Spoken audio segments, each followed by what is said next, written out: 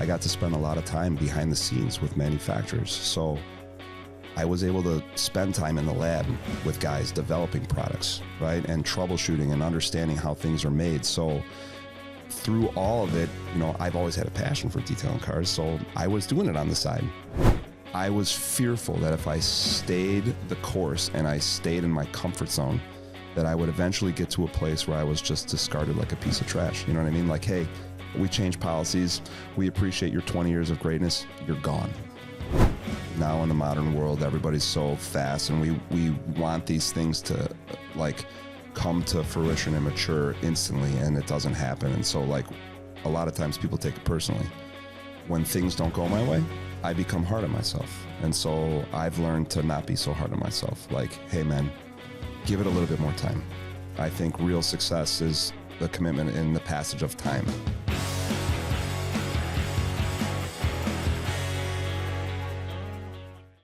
Welcome to Oil and Whiskey, an Ironclad original. Today's guest is Matthew. I should have started at the beginning. I was going to ask you this. Is it Arendt? Boom. High five, Nicely man. done.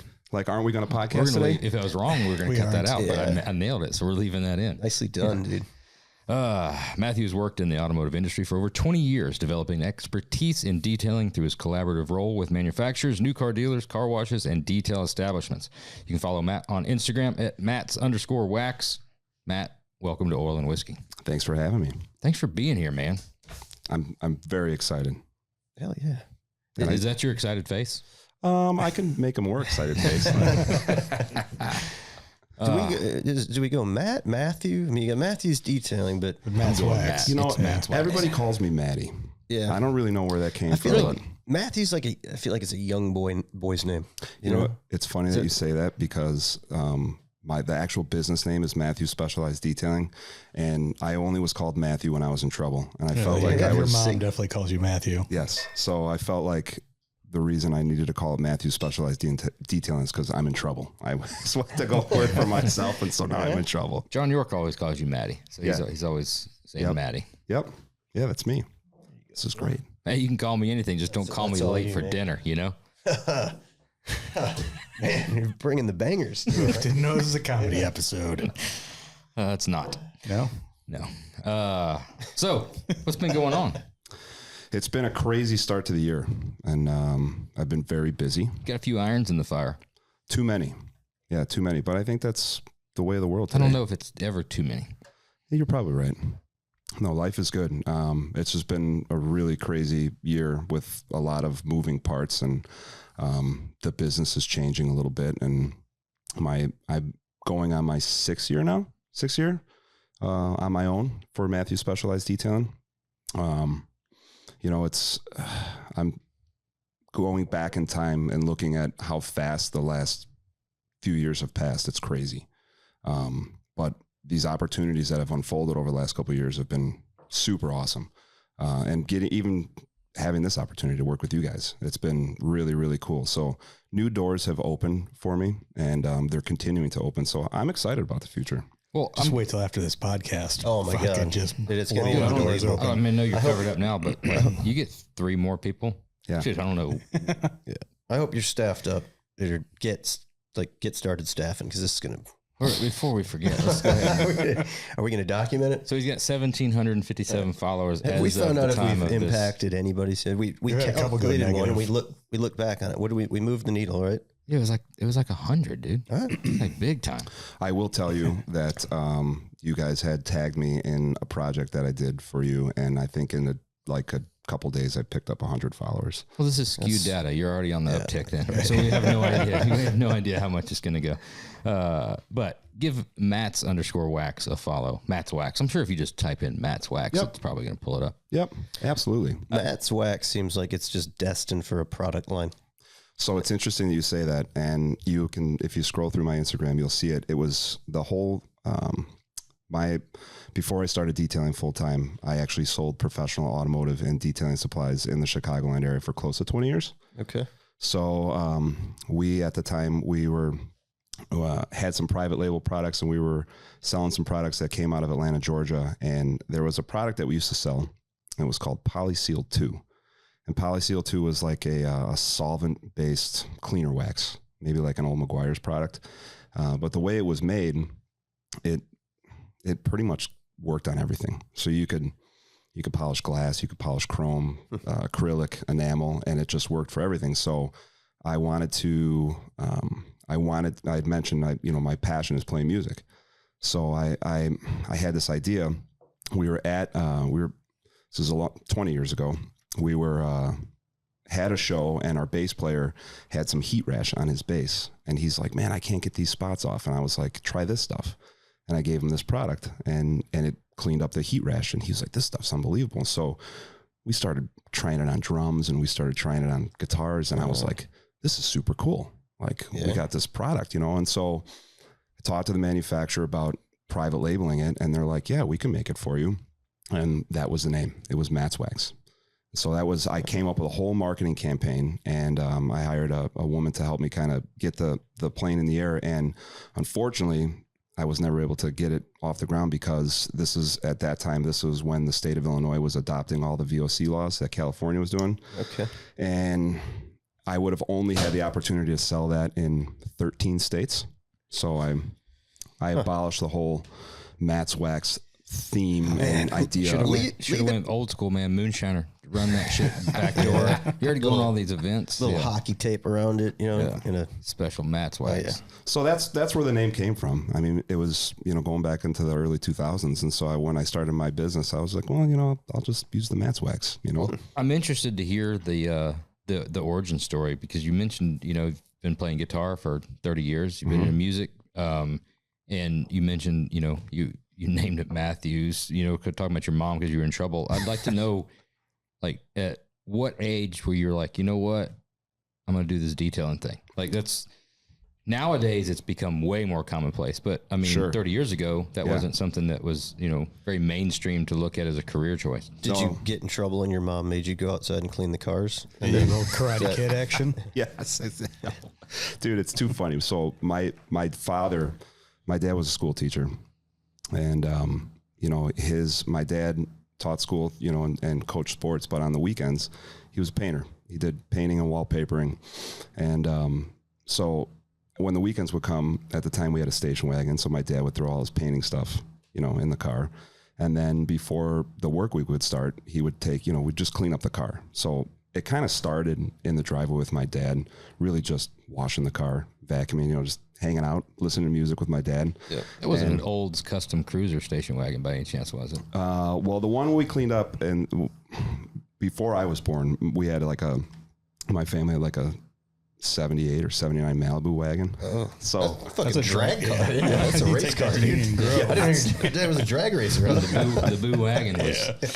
Dude, it was hilarious, because it was when they had it for a long time before I was born, and then when I was older, like, it was starting to fall apart and it was rusting out, and I remember we'd go on road trips, and at one point there was a hole in the floor, and when we would stop for food, we would just throw our trash out the hole in the floor. Nowadays kids don't have enough USB chargers in the back, and they start bitching. Yeah.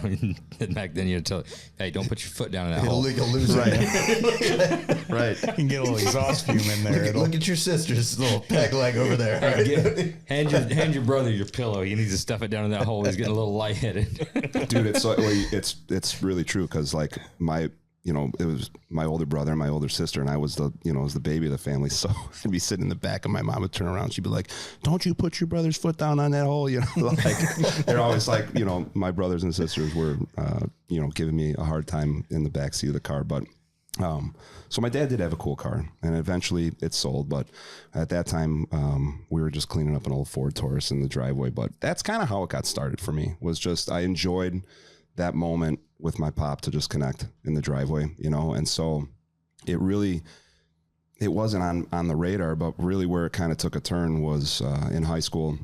I was in the work program for automotive, and we had a guy that came from the local car dealership. He showed up, at the high school and did a presentation, kind of like, and I really think they were trying to, get their hands on younger kids to possibly, a mechanic or, work at the dealership. It wasn't Porters, whatever it is. Yep. Somebody just get interested in coming up. So I, in school, I was never a great student. I was never a bad student, but I was an average student.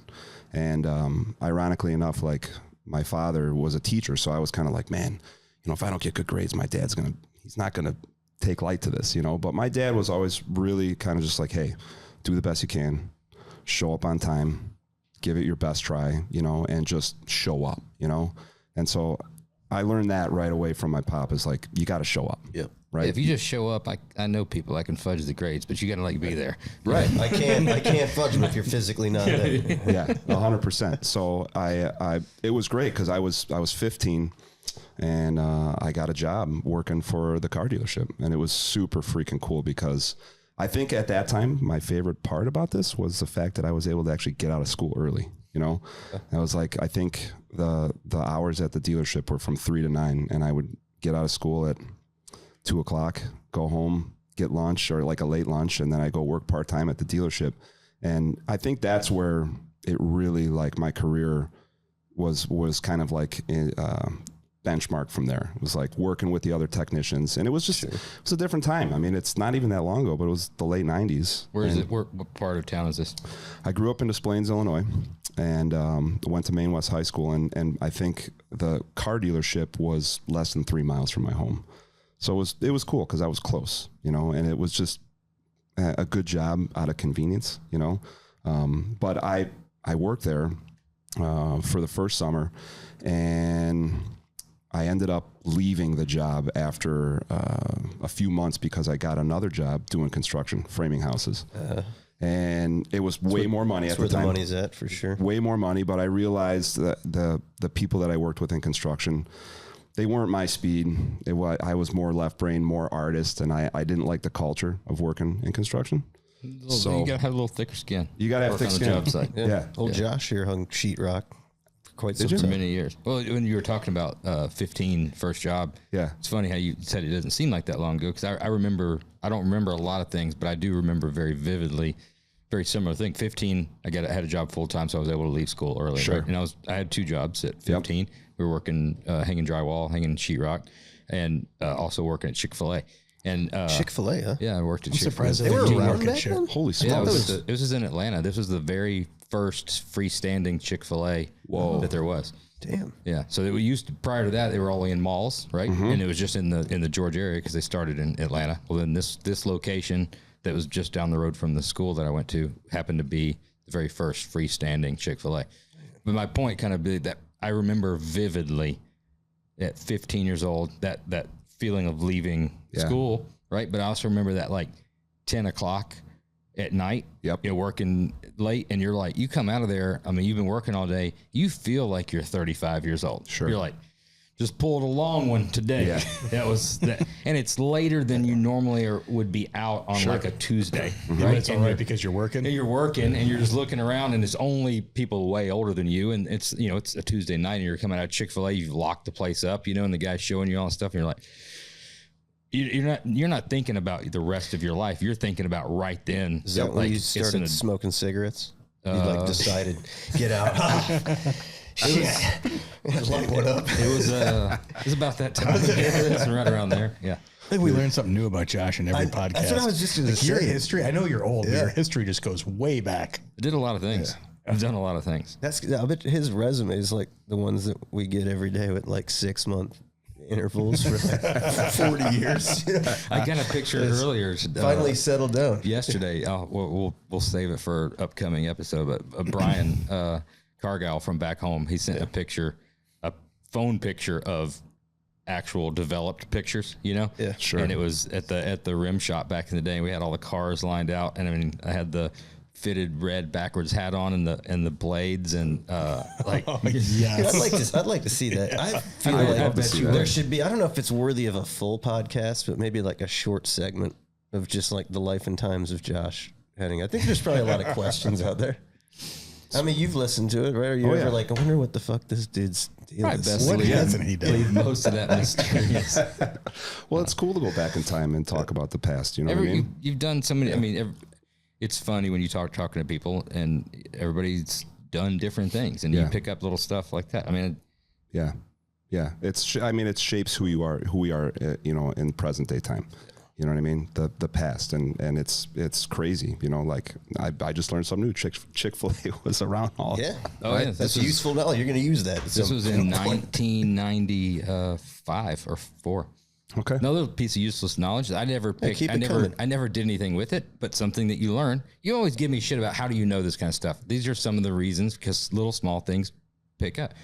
I worked on a farm for a while. Wow. At like 16, just during the summers, and we had to go feed the cows and stuff. Sure. And like it's a big thing to cut the strings off the hay bales. Wow. Because the cows will fucking eat them. Yeah. Right.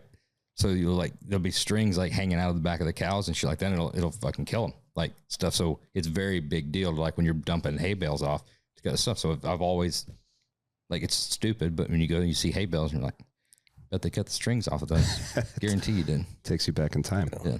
Yeah, like if we do the podcast, we could just leave that part out. There's probably some things that we just don't. The point is there's all kinds of things that you've learned from the body shop, that little things like that, you don't ever utilize them. Right. But it's funny how something stupid like that can stick in your head, but then something important that you try to remember back, like, how the fuck are you supposed to do that? I've done it 100 times. How did we do that? Yeah. You can't remember. Right. Do you remember what the A is for in Chick-fil-A? No.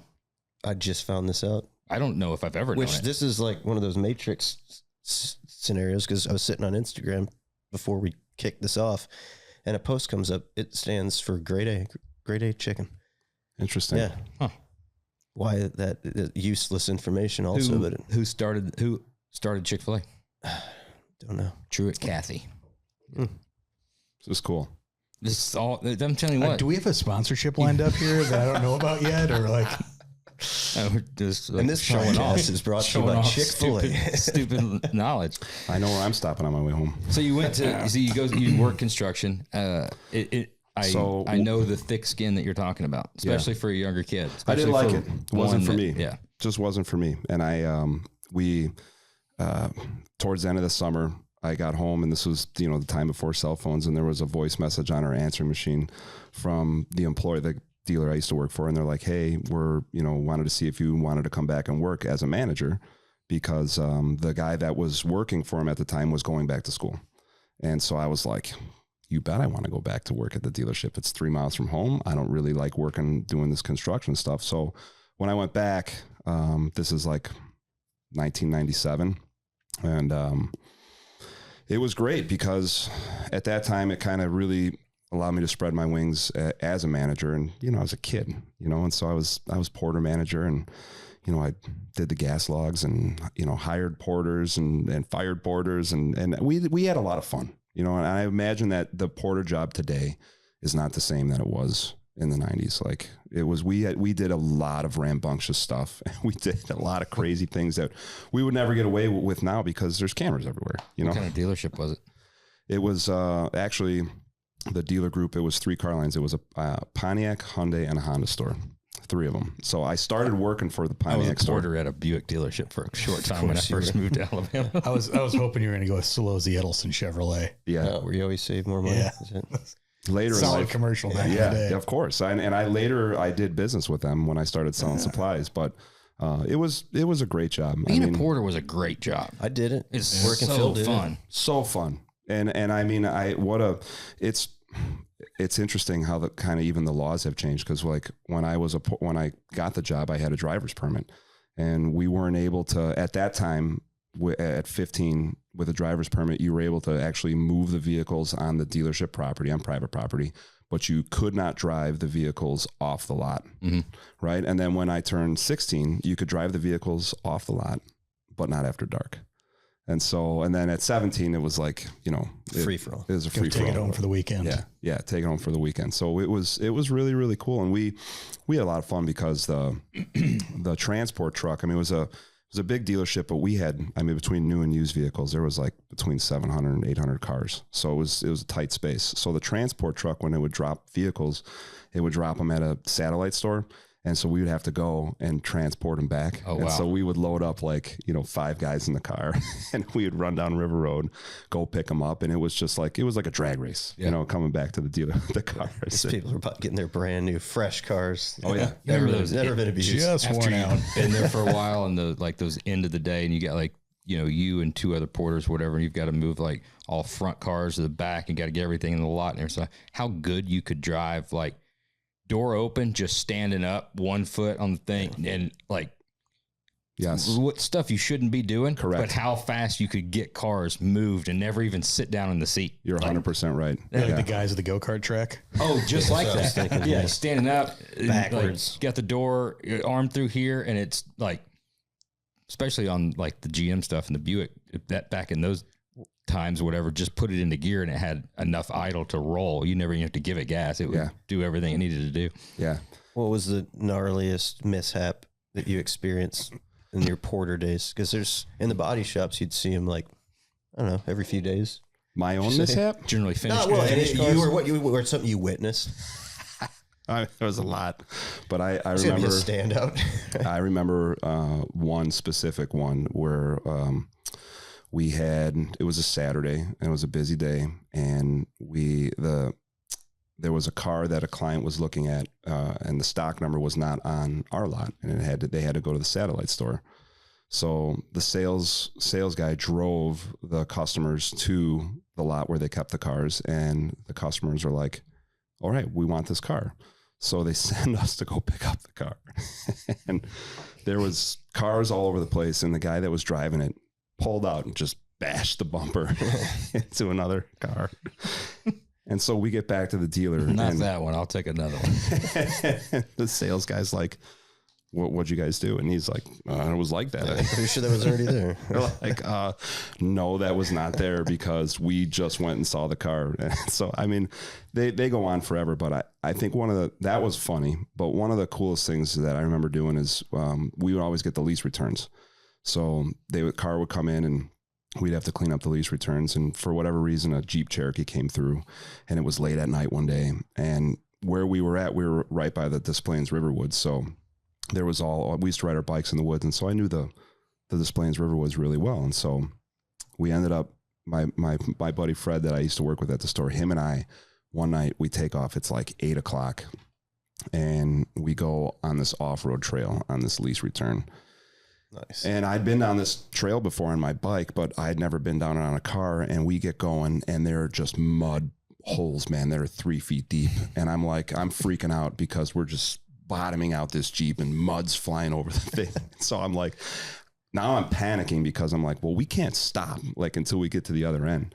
So we get to the other end and we turn around and we get out of the car, and like this Jeep is literally covered in mud from head to toe. And so I said, Fred, we got to turn around and go back. And he's like, well, we got no choice. So we go back, and now I'm freaking out because we got to pull into the dealership at night under the dealership lights, So I'm like, and there were 3 entrances at the store. And so I'm like, all right, well, we'll pull in on the north entrance. Hopefully no one will see us. And so no one sees us, and we pull the car in the wash rack and we wash it down. We wash off all the mud. We park the thing in the back. I come into work the next day, and I parked next to the truck that we had cleaned up, and there was like piles of like stalactites, like underneath, like of all the mud just piling up. We never got in trouble for it, but it was a really close call. I was like, man, I'm not going to push the limits with that anymore. So, I mean, the story goes on, they go on forever, but those are 2 that I remember that stand out. I could just vividly remember that smell of mud cooking on the exhaust from like teenage years. Yeah, or grass. Grass is a very specific. Grass with a mud.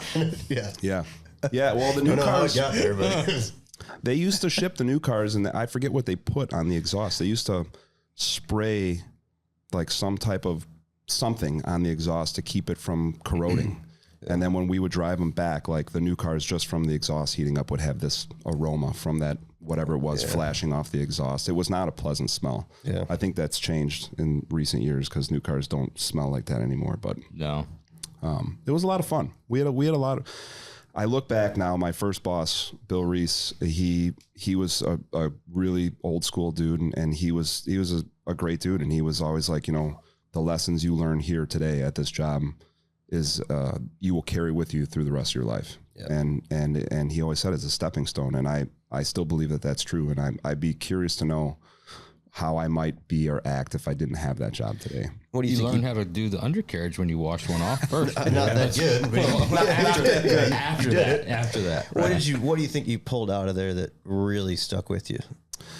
That's a great question. And I think honestly is communication. Yeah. I think learning how to actually talk to other people and work with other, because dealership mentality is changed over the years, but they're all like little businesses. So you have, the parts department and the sales department and the service department. And there's always drama. There was getting everybody to play nice, huh? Getting everybody to play nice. And so I think the biggest takeaway that I think of now is just learning how to communicate with people, and kind of aid to the needs of the parts or service department or the sales department. Cause it's different, at that time. I mean, the service department in those days, they'd close at 5 PM.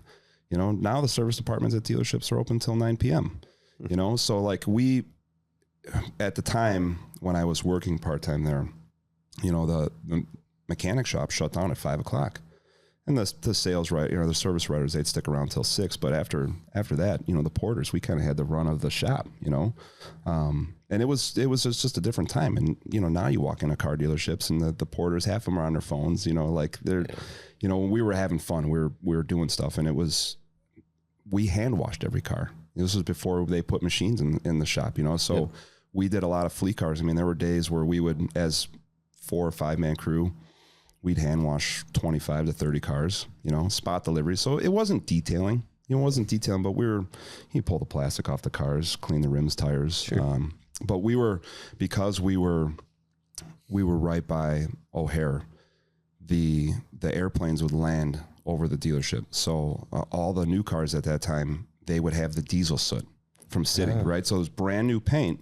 But what we would do at that time, because the diesel soot wouldn't come off with just regular soap, so we would mix car soap and degreaser together to wash the cars. And then because of that, we would hand wax all the cars, And so I look now at like the way dealerships prep new cars. They don't really take the attention to detail. They still charge $3.99 for that dealer prep, though. Yeah.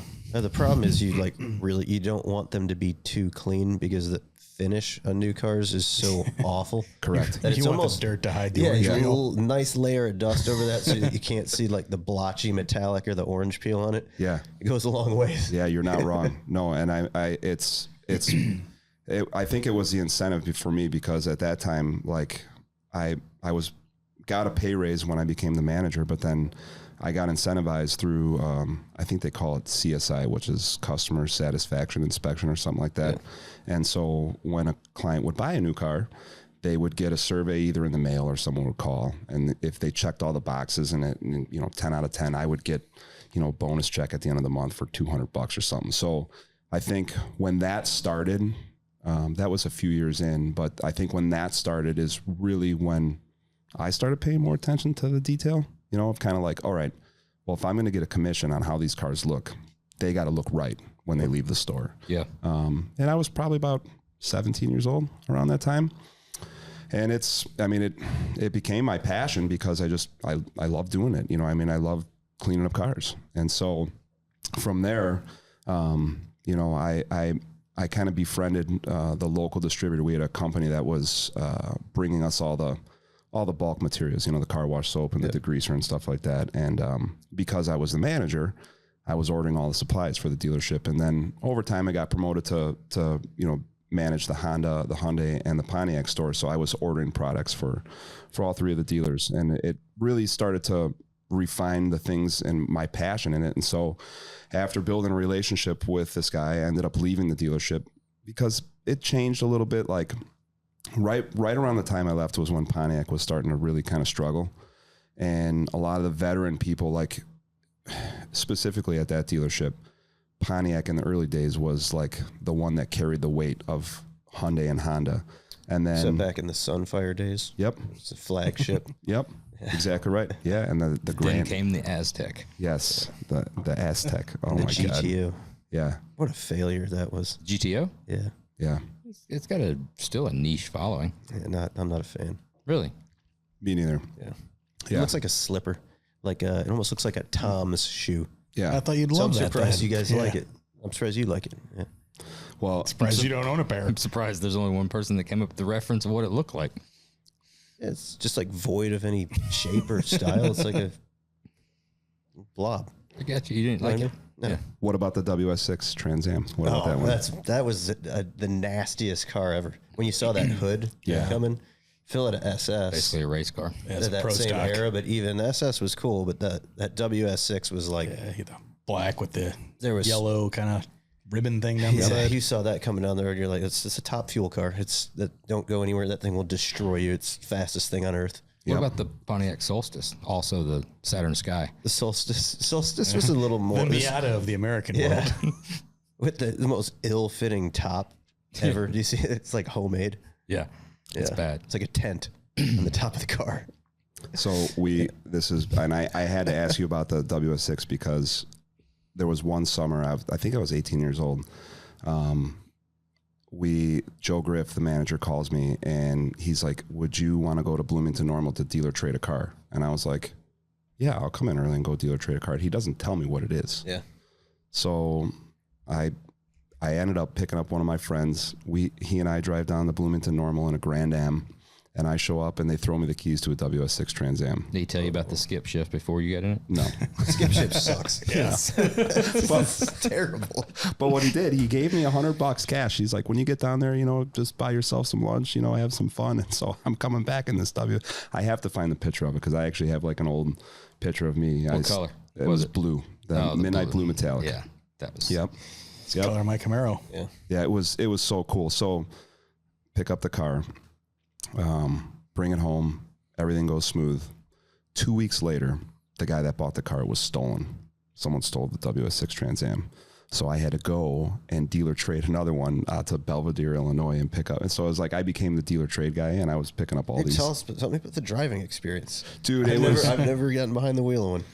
Do you have to wear like a Hans device when you get in? Like, how does that fire suit? Oh man, no. I mean, I was a kid and You flogged it a little bit though. Oh, for sure. Yeah. Yeah, for sure. I remember coming off the Stevenson Expressway, getting on the 294 North, and I missed a shift and kind of downshifted a little too fast. The Pontiac didn't have the round ball like the Camaro did. It had a different shift knob in it, didn't It it? had the Hearst shifter, the Hearst. They were doing the Hearst. I don't remember the interior on it, honestly. Yeah, mine didn't have the ball. It had like almost like a boxing glove.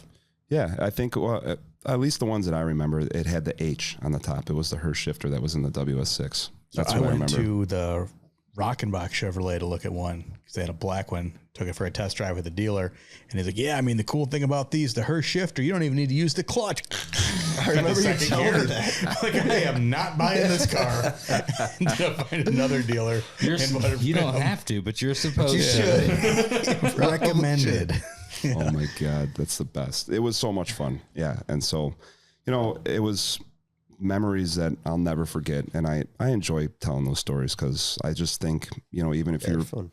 porters that are working at a dealership today, I don't think that it's the same. I think we had more freedom then, than shops might have today. Cause I think a lot of the dealers that I know, they're understaffed with people and you know what I mean? And you got sales guys doing a lot of the stuff. And so there's more, what's the word I'm looking for? There's a lot more, they're meshed together, guys in the parts department are helping out service and guys in service are camaraderie. Yeah. Yeah. Which I don't think is bad, but it's just, the way we did things then, it was really a lot of fun. I miss those days. Are you doing music through all this same time? I started playing guitar I was in junior high. So yeah, 1994, 1995, I started playing the guitar. So is this like REM or Kurt Cobain or like, when kind I of guitar? Hair metal. What are we? When I got into guitar, I was playing an acoustic guitar and I was boring.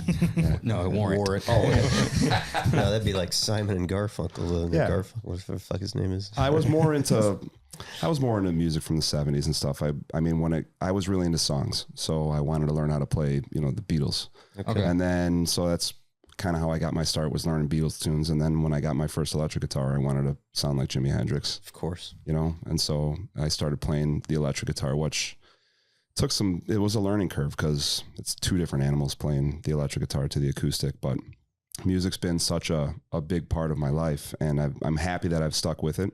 And some of my friends have gone on to make livings playing music, and as happy as I am for them, I don't envy that lifestyle. Being gone from home for months at a time, on the road. Yeah. When you're a kid, you want to be gone. You're like, yeah. And we did. We spent a lot of time on the road. I mean, after high school and in my early 20s, I never went to college because I was working for the car dealership, but we would go. The band I played in at that time was called Deuce, and we had a 6-man band, and we would go the college circuit, you know, we had a little bus, and we would do our little local tours. And so damn, you were getting after it then, huh? I was. What was the name of the band? Deuce. Oh, you said it. Yeah. Sorry. Deuce. 6-man band is what I heard. Yeah. We had a saxophone player, 2 guitars, bass, drums, a singer. It was a good crew. We had a lot of fun. We wrote our own tunes. It was a funk band at the time. I mean, we were covering Michael Jackson songs, Stevie Wonder, and we had our own, you know, handful of tunes that we wrote, but it was a party band, and we had a lot of fun. We had a lot of fun. Little Parliament? Oh yeah. Oh yeah, for sure. Parliament Funkadelic. Oh yeah. Oh yeah. Did you see those pics up there? No, I didn't.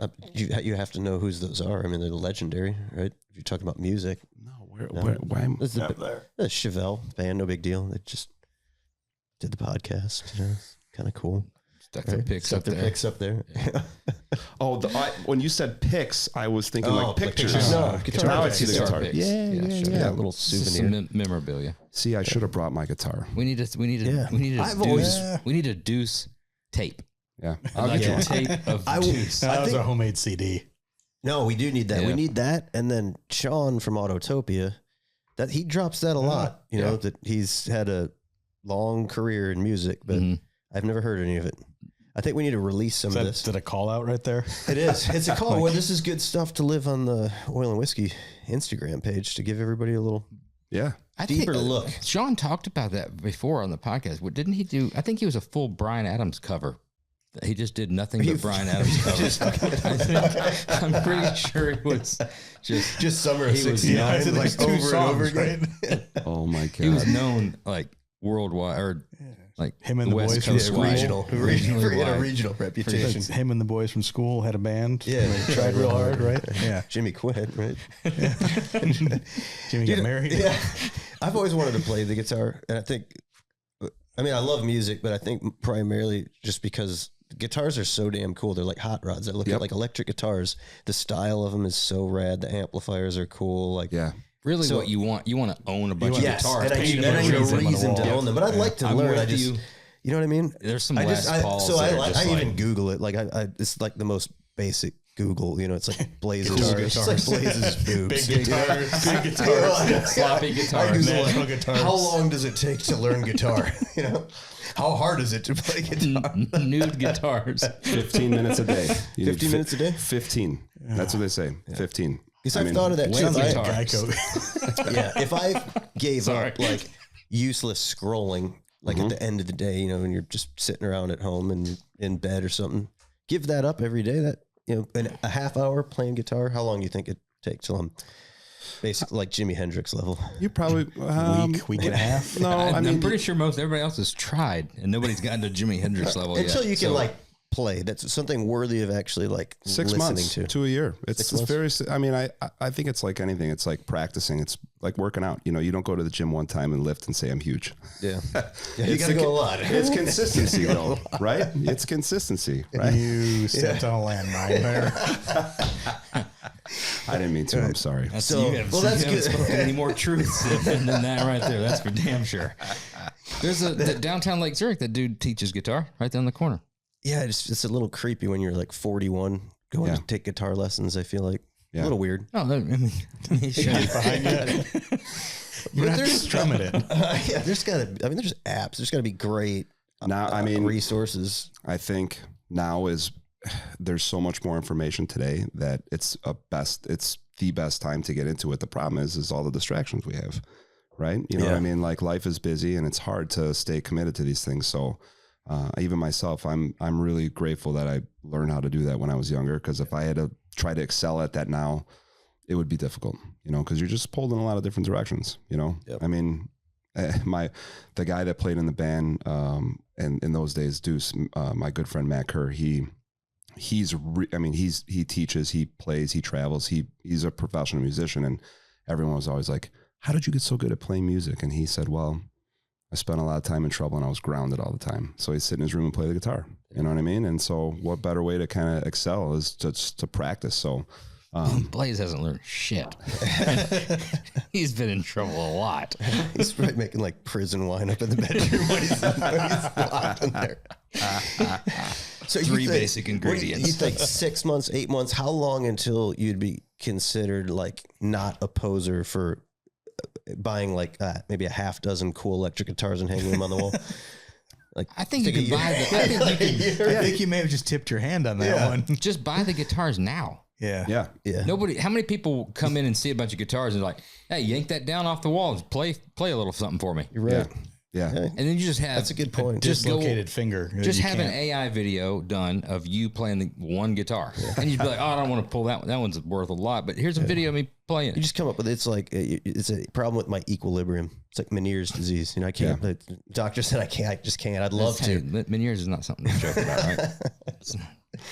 No, I mean, it's you, Jeremy. You mentioned that it's like cars, and it is. I mean, these people, and I'm one of those guys. I mean, I have all kinds of modified guitars. I mean, I pull out the pickups and change the wiring in them, and they're modified guitars. Essentially, they're hot rodding, and I do the same thing with my amplifiers. You know what I mean? So, that's my passion is That's music. Cool. It's. I'm very happy that I still do it, and I never did it for money because you don't make a lot of money as a musician. Especially these days. The bars and the clubs. It's difficult to go in. I mean, the wage has always been, $100 a guy, and then you go and you play with the band, and it's when you really look at it, it's like by the time you load the gear in the car, drive to the venue, unload the stuff, set up, play, tear down, drive home, unload, you've committed 8-9 hours for $100.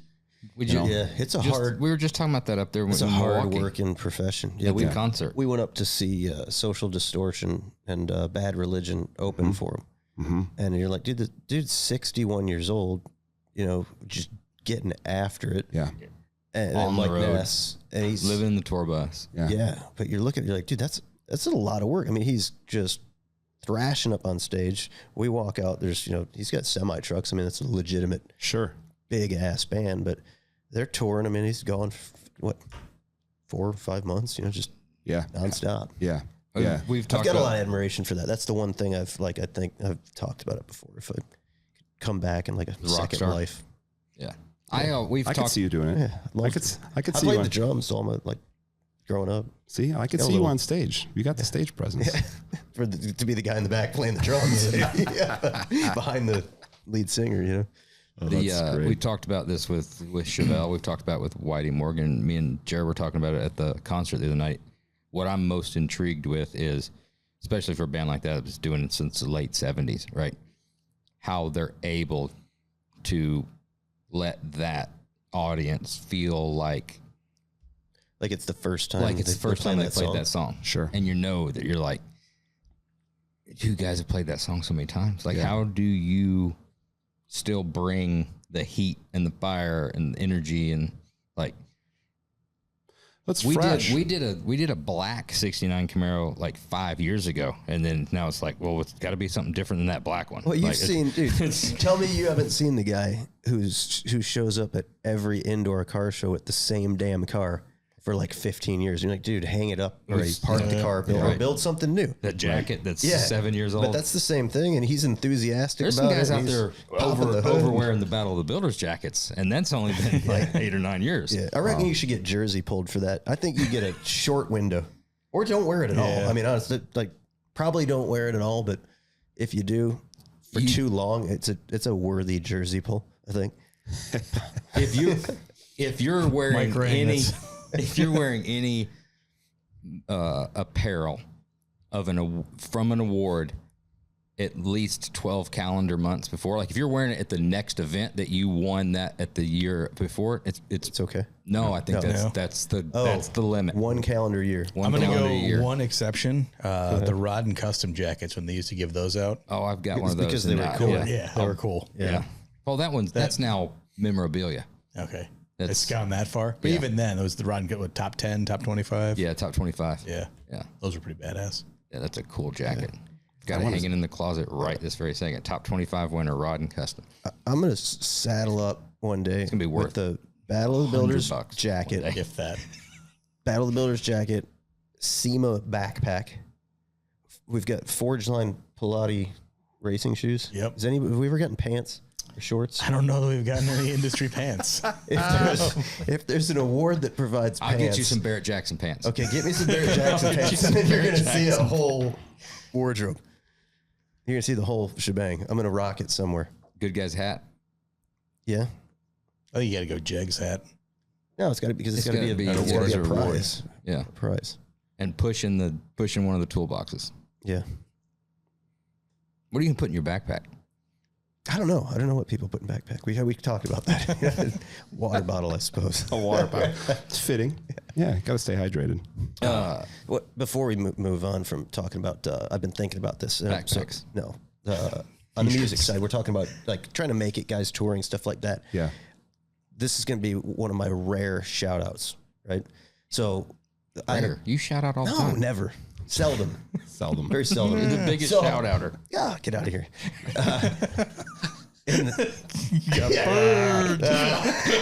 All right, great. Stand corrected. No, as we're talking, never as we're question talking him about, again. I had some buddies I grew up with, in high school, and they had a kick-ass band in like the early 2000s through like 2009, 2010, and they almost made it, right? They were like touring with Jet and Oasis, and like they were doing, so they're playing Lollapalooza and all this stuff, and it just kind of like slipped away. I don't know what happened, but the Red Walls, if you ever listen to them, I'd encourage everybody to, they're like trying to make a comeback now. They're teasing a little something. My favorite band like ever, just because they're awesome. It's like The Red Walls. yeah, it's got a little, you'd like it because it's kind of Beatles-esque. it's a very Beatles vibe, but not like they're trying to copy the Beatles. Yeah. But everybody in this shop would know because it's for 20 plus years. It's played like daily on the radio. But yeah, check them out. Give those guys some love. Support them because they're trying to make a comeback. I'm going to have to check it out on my way home. Yeah. The Red Walls. You'll love it, dude. Yeah. Be hooked. Yeah. All right, moving on. That's it. It's your one shout out for the year. I'm sure you guys are going to make me like regret it when. Oh, I'm not. I won't get another. I won't get another now because next time it's going to be like, oh, here we go. I'm already thinking about Elliot going back through every episode and find all of the shout outs, and I just want to see how many.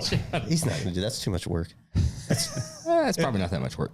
You don't think Not so? for the amount of laughs that Before we have. get there, then legitimately, like, has it been a lot? I forget. I don't have a great memory. Have I said it a lot? I wouldn't call it a lot. I only referenced it because you said you don't do them that much, but that would be incorrect. I wouldn't say a lot, but There's been a plethora of shout outs. You've done them more Several. than Can we just I would agree call on it that? several. I'd call it several. Let's go several. Yeah, but nothing wrong with it. Yes. At this point in time, you've already said, hey, I'm going to get a bonus. I'm going to do a better job at detailing these because people are noticing them, right? Yeah. So you start looking at stuff. Are you looking at your future at the dealership? Are you looking at are you even thinking about that? Are you doing music and you're working and your stuff like that and you just kind of wandering through? Or you're like, you know what? I know what I want to do for a living at 18 years old.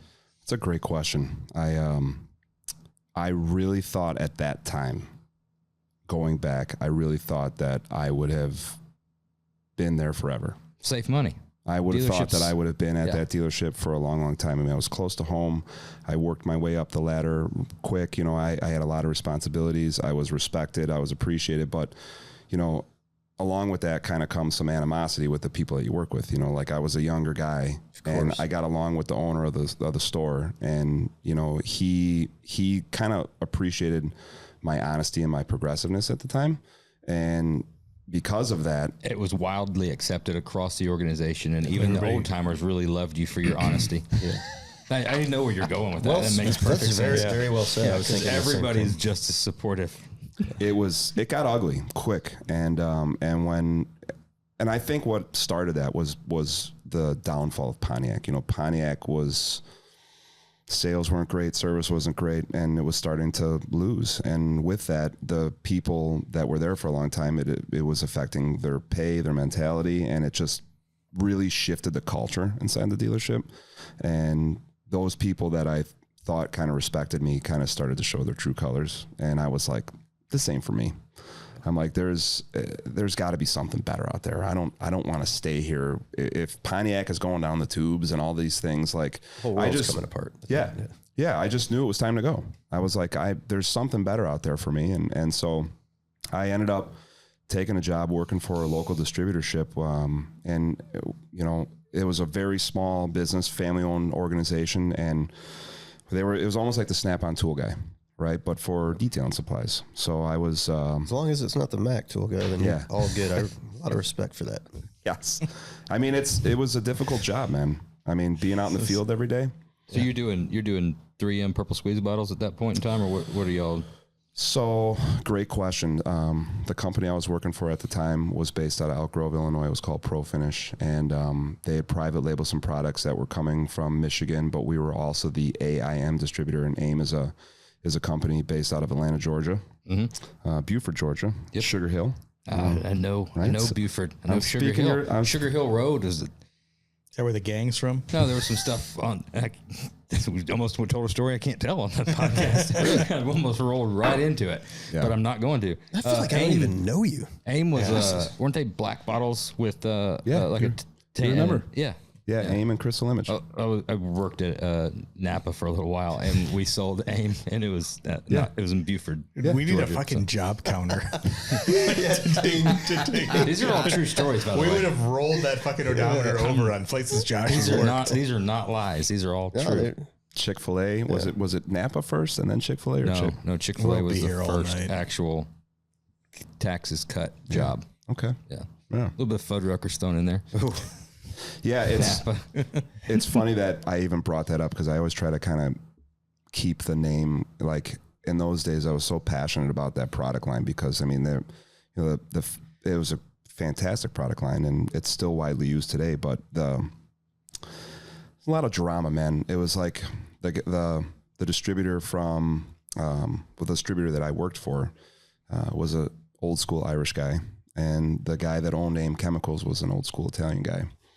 And like peas and carrots, and everything was fine for a long, long time. And we here in the Chicagoland area, there was a product that we sold was called Purple Dragon, and Purple Dragon was a all-purpose cleaner and degreaser.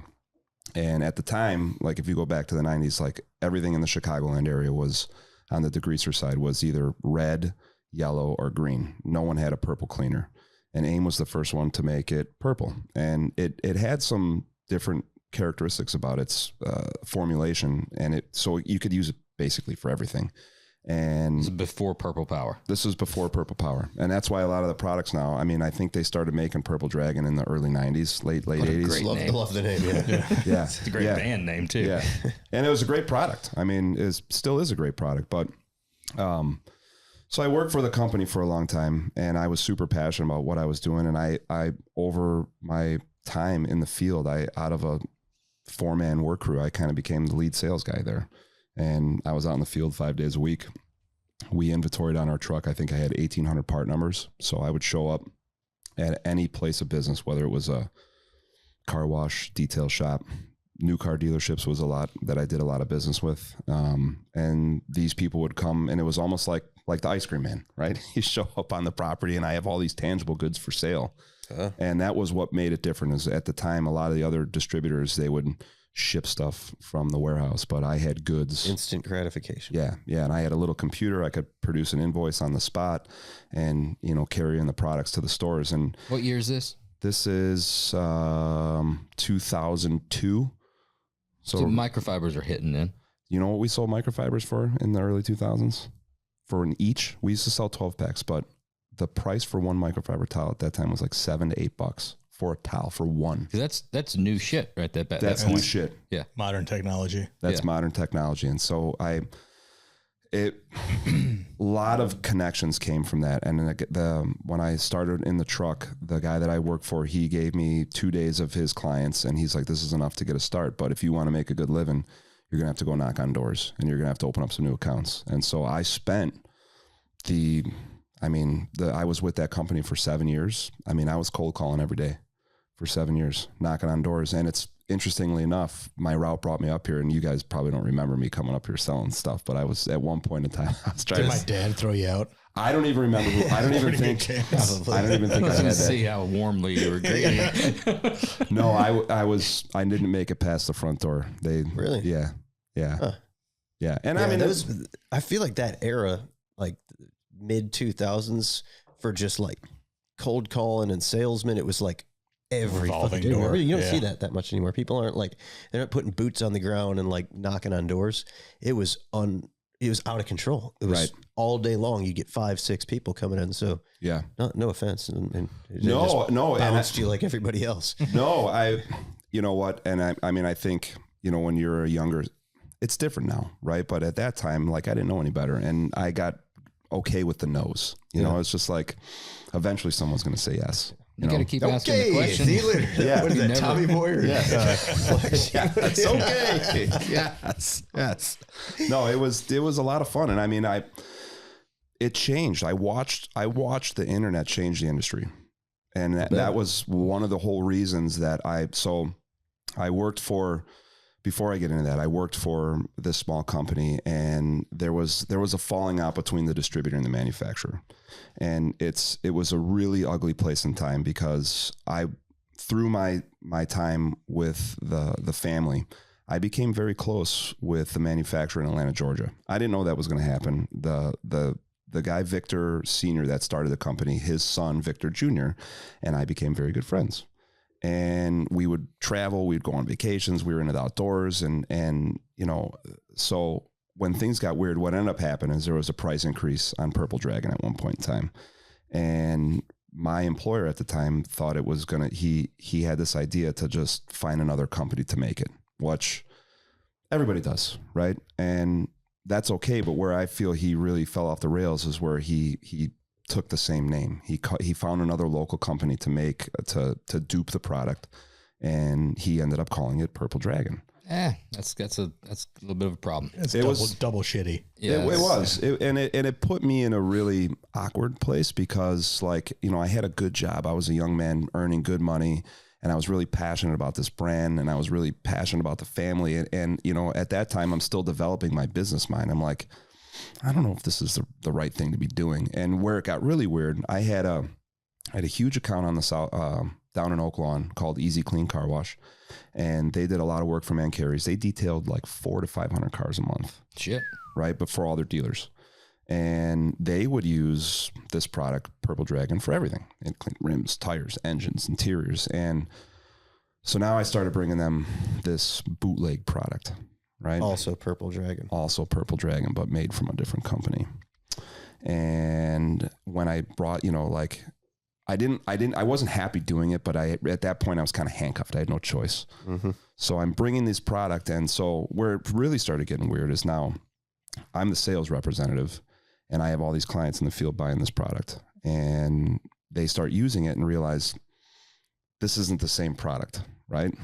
Are you buying other shit besides Purple Dragon from this same distributor at the point in time? Or are y'all done with that distributor? Well, we were still buying from the distributor, but the volume was way down. And so we were trying to implement this new product. So products was still coming up from them. Yep. While we were trying to bring in another product line. And I believe it backfired. And it really wasn't my doing. It was the owner wanted to just, you know, go down this road. And I totally understand his position, but I don't believe it justifies his actions, right? Because at this point, if it was me and at the helm, I'd be like, look, we're going to bring in another product. We're going to call it Purple Monster or name it something else, and give the customer the option. Like, hey man, the price of this product went up. Nothing we can do about it. You can pay more, or we've been working on a Beeline product, and it's like Purple Dragon, but it's not. And that never happened. And I think he kind of had a vendetta against them, and it became personal, and I just got stuck in the middle, you know? And so it was a really, like I said, my business mind was still developing, and I was still trying to like balance like ethics, emotions, and all that. All of it, you know? And so where I was upset was that, like, now clients are complaining. People are upset. And they're not calling the manufacturer. They're not calling you. No, they're it's your upset. problem. It's my problem. And so I had to deal with this stuff, but there was no way for me to render the problem. You know, I'm just like, I'm handcuffed to selling this stuff that's creating problems. There's no way around this. So I end up leaving. Like shortly when this all started I think in 2010, at the start of 2010, It started in 2010, and I left in the fall of 2011. So it was a little over a year that I put up with it. And I ended up leaving. I leave the got a job, totally random, working for Sears Automotive. I got one of my clients, they were expanding. That's a whole nother story, but found a way out, was earning good money working for them. And shortly after I left, the manufacturer found out what the distributor was doing here in Chicago. And they called me and they were like, hey, you were the number one sales guy for a long time over there. We want to hear from your mouth the truth. And now I'm no longer working for this company. So I'm kind of like, I kind of spilled the beans and told them what was going on. And so the guy, Vic Sr. is deceased now, but in those days, Vic's like, look, we're going to give you 48 hours for first right of refusal. You're the only guy in Chicago that we trust. And if you say no, that's fine, but we want to honor our relationship. And if you say no, we're going to pursue another distributor. So I was like, well, I got all these other contacts that these people are still wanting to buy from me. I will, I held up with my cousin and we got some money together and I flew down to Atlanta and I bought a route truck and I was in business for myself again. So well, not again, but it was my first time going into business for myself with my cousin. Back on the road, back on a truck, but now it's yours. Back on the road, back on the truck, but now it's mine and now it's my stuff. And it was, what seemed like a great idea, and it was a great idea because I had all these contacts and I had all this business, but it was like war every day going to work because it was like, now I'm getting slandered from the other company that I was working for. And these guys, they had it out for me. And I was the bad guy. And all I was really, and the sad part about all this is through all of it, I was just trying to do the right thing. I look back at this now and I was like, man, I just want to be honest. Like, I'm an honest dude. I'm not going to lie to people to make money. I've never done that. And that was what accelerated my sales career because I was enthusiastic. I was passionate about the stuff that I was selling. And, it was somebody else's poor decision that affected me. Yeah. And it got really, really, really, really ugly. And we fought it through. I mean, like, my first month in business, like in those days on the route truck, I was selling $50,000 to $60,000 in sales of detailing supplies a month. Let's move in some products. We were selling some product. And then when I went to go work for myself, our very first month in business, we sold like $35,000 in product right out of the gate. Good start. So we were making money, but the problem was at that time for us was cash flow. It's like we were buying, tractor trailer loads of product. Sure. You know what I mean? And so we would commit to $30,000 in product. And it was just like, like all the money was just changing hands. Yeah. It was just coming and going. And so it got really ugly. And our partner, there was 3 of us that were in business and our partner had a relationship with a local company, S&S Automotive, that ended up kind of contacting us and was like, hey, what it ended up happening, we were at an auto show and I met the owner of this company and he goes, man, you are way too talented to be out in this route truck. He's like, I think if you come and work for us and we absorb your company, you can take your detailing line and start selling all these other products. And so I'm like, he's right. I'm like, I'm done, because at that time I was doing all the work. Like I was ordering supplies, I was offloading it off the truck, putting it away, loading on the truck, going out in the field, it was a lot of work. One-man band. Yeah. It was a one-man band. I was working 15-hour days. I mean, crazy how much that changed from having this support staff to jumping in and realizing everything else that's around you, that you're now the guy. And yeah. I mean, and you know what? I was at the right age for it because I had the endurance to keep going. And it was all this stuff. And it's funny because I talk about this, about my like going back and looking at the dealership. Like I didn't want to leave the dealership, but I knew I had to go. And when it came to the distribution with Pro Finish, I didn't want to leave, but I knew I had to go. Right. And I didn't want to sell my business, but I knew it was the right thing to do. And so it was like all these situations that I found myself in over and over again. I was just like, I was trusting my gut and my intuition on doing the right thing because that's the type of guy that I am. Well, it's interesting how like the people you meet when you start networking, that like shapes your life and your career. Yeah. Because everything, it sounds as you're like, running through all these crazy opportunities, it all stems from like, I met this guy and we were working with this, and then I kind of connected with this guy, and then this happened, and this guy stepped in, and this guy fucked it all up. Yeah. So it's like the good and the bad. Yeah. It's a lot of like relationships, you never know where that stuff's going to take you. You never know. And I said like, doors open and it's, you just got to trust your intuition. And grateful that I've done that, because now it's allowed me to expand, because of the internet and meeting other people. My expansion has been great, and my network has grown because of that, So I appreciate it now more than ever. But sure. I worked for this company, and I thought it was a good move, and it was a good move. I mean, they've been in business since the 60s, family-owned business, but they were starting to cannibalize and buy up all these other local distributorships, and I was one of them. So I went to work for them, and I was earning 35 to 40% commission on sales. And then when I went to go work for this company, I was getting the commission structure was much different. And so I was earning a good buck selling products for myself. And then when I went to go work for this bigger company, I went from 2,800 part numbers to roughly 80,000 SKUs is what we sold. Everything from paper supplies, janitor supplies, nuts and bolts, fasteners, hardware, almost too much. Like a Fastenal type. Pretty much. Yeah, kind of like a Uline or I mean, everything. They pretty much like a one-stop shop. Are you driving a truck or a train at that point? Well, so when I was working for them, I was out in the field making sales from the car, and I had a iPad, and I would just punch in the orders, and then they would get sent to the warehouse, and then the warehouse would deliver the stuff the next day. So the delivery system was good. It eased my pain, so I didn't have to load and unload the truck every day. But I'm grateful for the opportunity, because I really got to expand my network even further. But I got to also see the other side of greed, and working for this guy at the top. He made some bad decisions, and he really showed his true colors. And it was at that point that I wanted out. Yep. I was like, I don't want to work for anybody anymore. And my passion and expertise was with detailing supplies.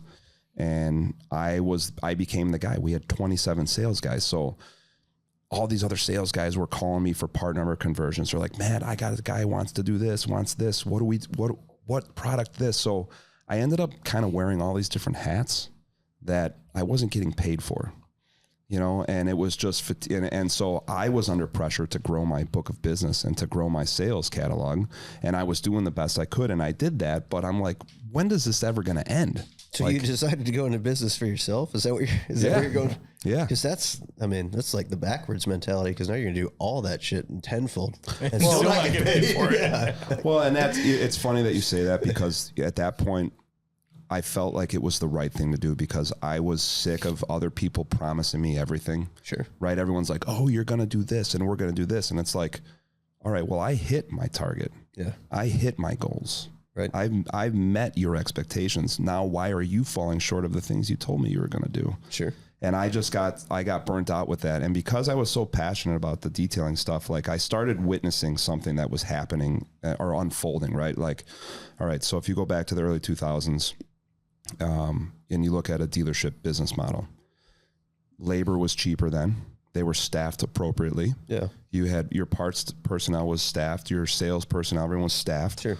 Well, fast forward, and now the parts department is running on a skeleton crew. Sales is skeleton crew, and so the entire company is a skeleton crew anywhere, right? So this is what was happening. Like early days, I would either deal with the detail manager or the service manager or the parts manager, and in those days, those guys would allow the time. Like, hey, Matt's showing up with the truck. I can take 20 minutes. I can go through my inventory. I can order these 25 part numbers. We can restock for 2 weeks until he comes back. But now, 2010, 2011, 2012, these guys, they're understaffed. And you go back there and look and tell me what I need. You go back and look and tell me what I need, right? And then I try to keep it conservative. Well, guess what? Oh, man, I forgot this. I forgot that. I forgot this. Yeah. And everyone just can't remember what they need because they're doing this and they're doing that. And it becomes your problem because last minute. My problem. This isn't here. I need this. Yeah, it's a good account, so they're going to call you. Out, it's a Thursday night, and you're like, can you stop and drop this off on the next morning? Correct. 'Cause I need these. And, Yep. And so it became like chasing the shiny ball. And so the other problem that was happening is that it became a real accountability piece where I started watching this unfold where, all right, these guys are buying my tire dressing. They're buying my glass cleaner. They're buying my polish, right? So if the tire's not shiny, it's my fault. If there's swirls in the paint, it's my fault. If the glass is streaked, it's my fault. Everything became my fault. And so I became the punching bag from everyone. I was getting beat up from my customers. I was getting beat up from the people at the top. They're just like, and I'm like, this is dumb. Like, I'm out. Yeah, I'm out. Fuck all you guys. Well, that's pretty much it. I said, I'm out. I said, and I watched this happen. I was like, nobody wants to take accountability in the detailing world.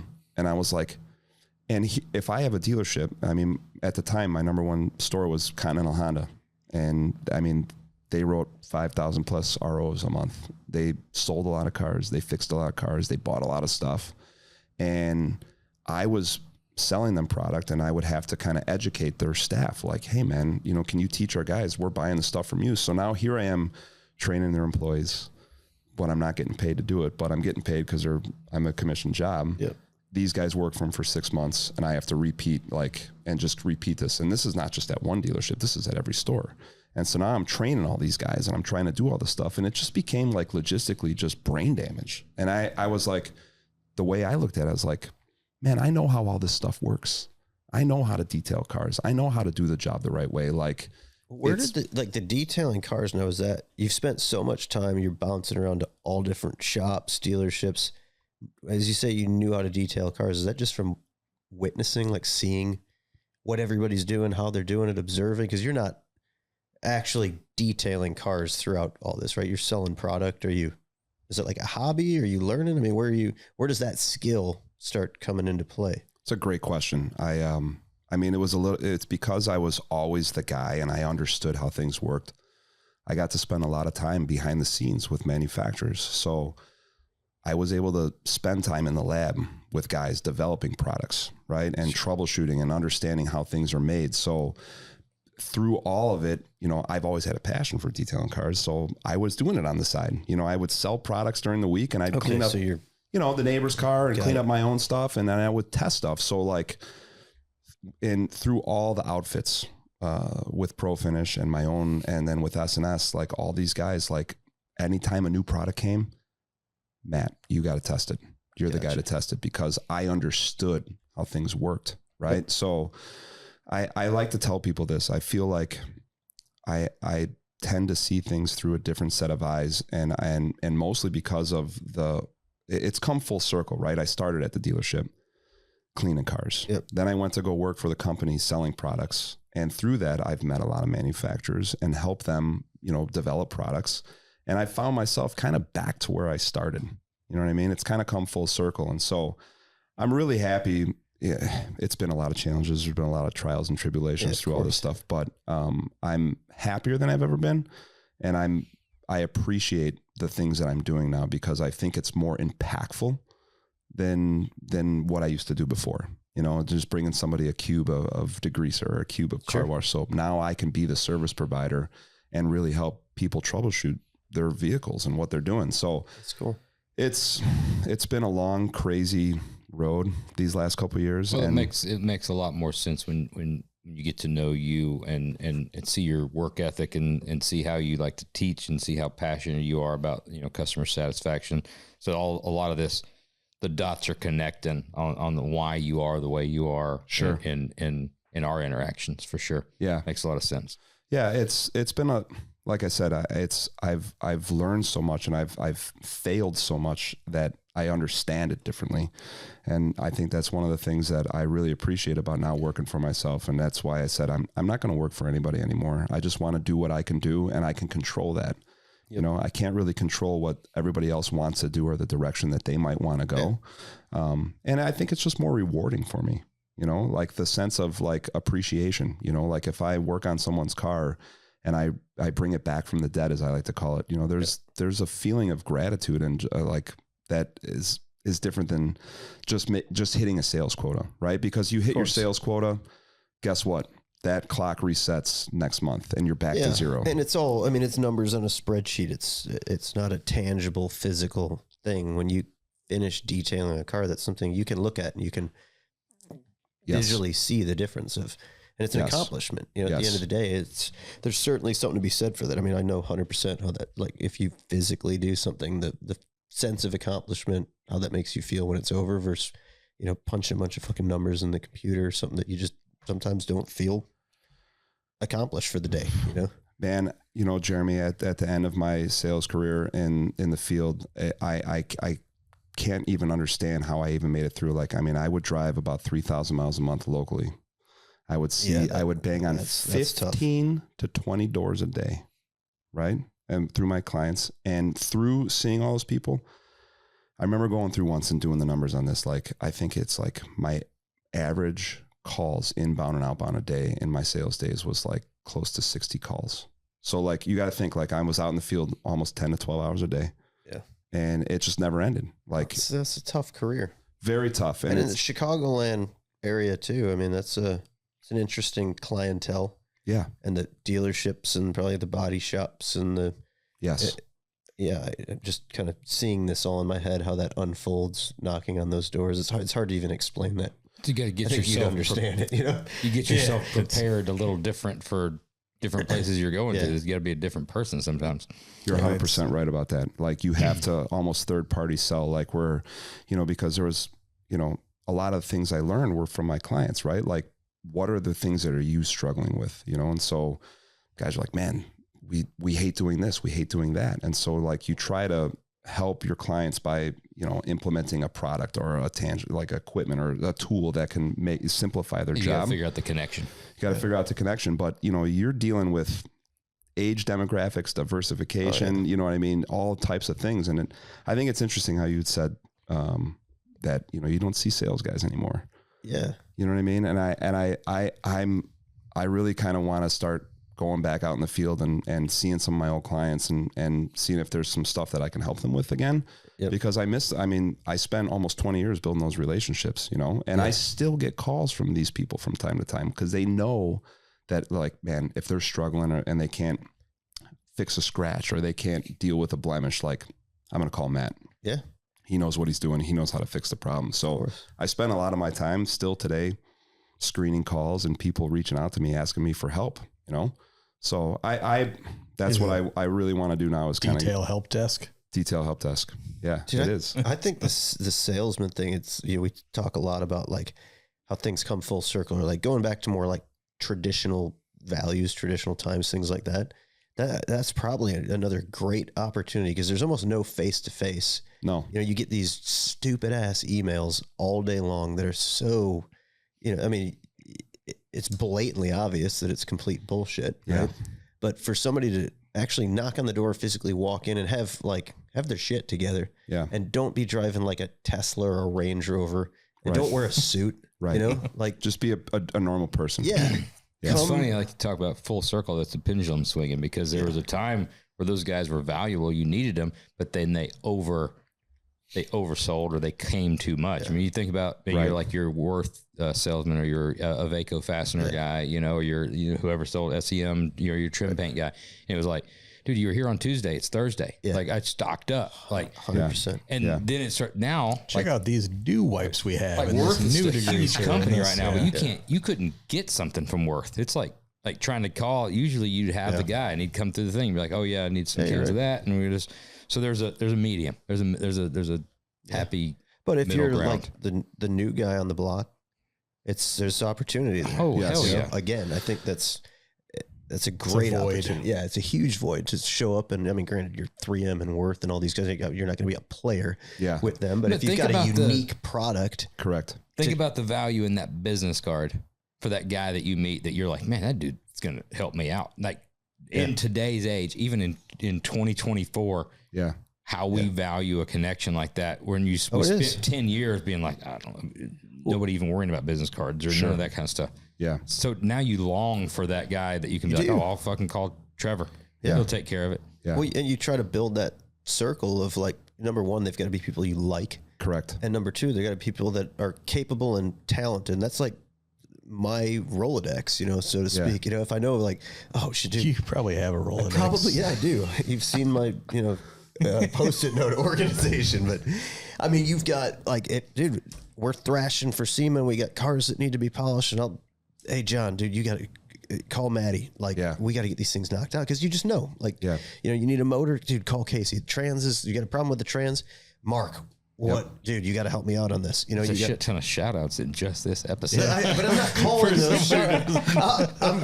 Dude, this isn't going to become a thing. Okay. We're not making this a fucking thing. All right. All right. I'm making a point. I know you are. It's a good point. This is a life lesson. It's a great point. Yep. Okay. Yeah. Shout out to Jer for this great point. Shout out to Mark Buller. No, but you know what I'm saying? 100%. The connections mean so much. Well, and it's interesting that you say that, because this is something I wanted to say.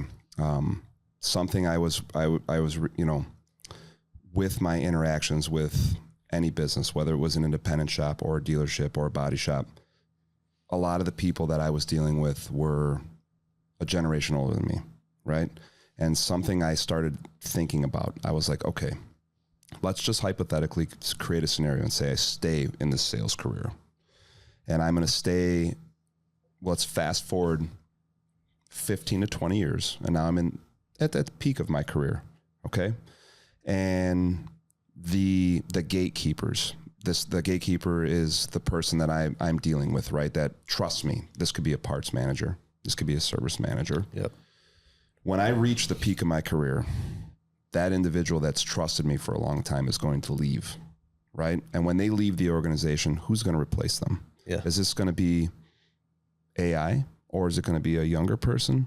That a lot of younger people, they don't want to talk to a person. In fact, it gives them anxiety to talk to a guy, right? They'll Google it and find something cheaper. Bingo. And so I was fearful that if I stayed the course and I stayed in my comfort zone, that I would eventually get to a place where I was just discarded like a piece of trash. You know what I mean? Like, hey, sorry, or, you know, we changed policies. We appreciate your 20 years of greatness. You're gone. It's an interesting thought. I mean, it's intelligent for sure. And I mean, I mean, a lot of the guys that I did business with were older than me, you know, and they, you know, they trusted me, but I'm like, man, they're not far away from retirement. Yeah. You know, and you have to deal with Stefan. That's the boss's son that comes in. It's like, fuck Stefan. Yeah. I can't tell you how many times that's happened, man. Stefan is not nice.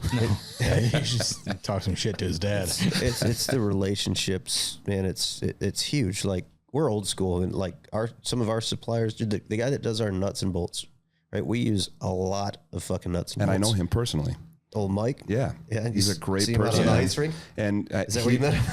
No, Mike would buy stuff from us, and he resells some of the stuff he sells some of the AIM products. So Mike, he's the Bolt Ranger. He's just an individual guy, local guy, drives delivery trucks, Bolt Ranger. And he sold nuts and bolts to my dad in his body shops. Yep. And it was just, you know, he's a stand-up guy, and you just, you know, it clicks. Yeah.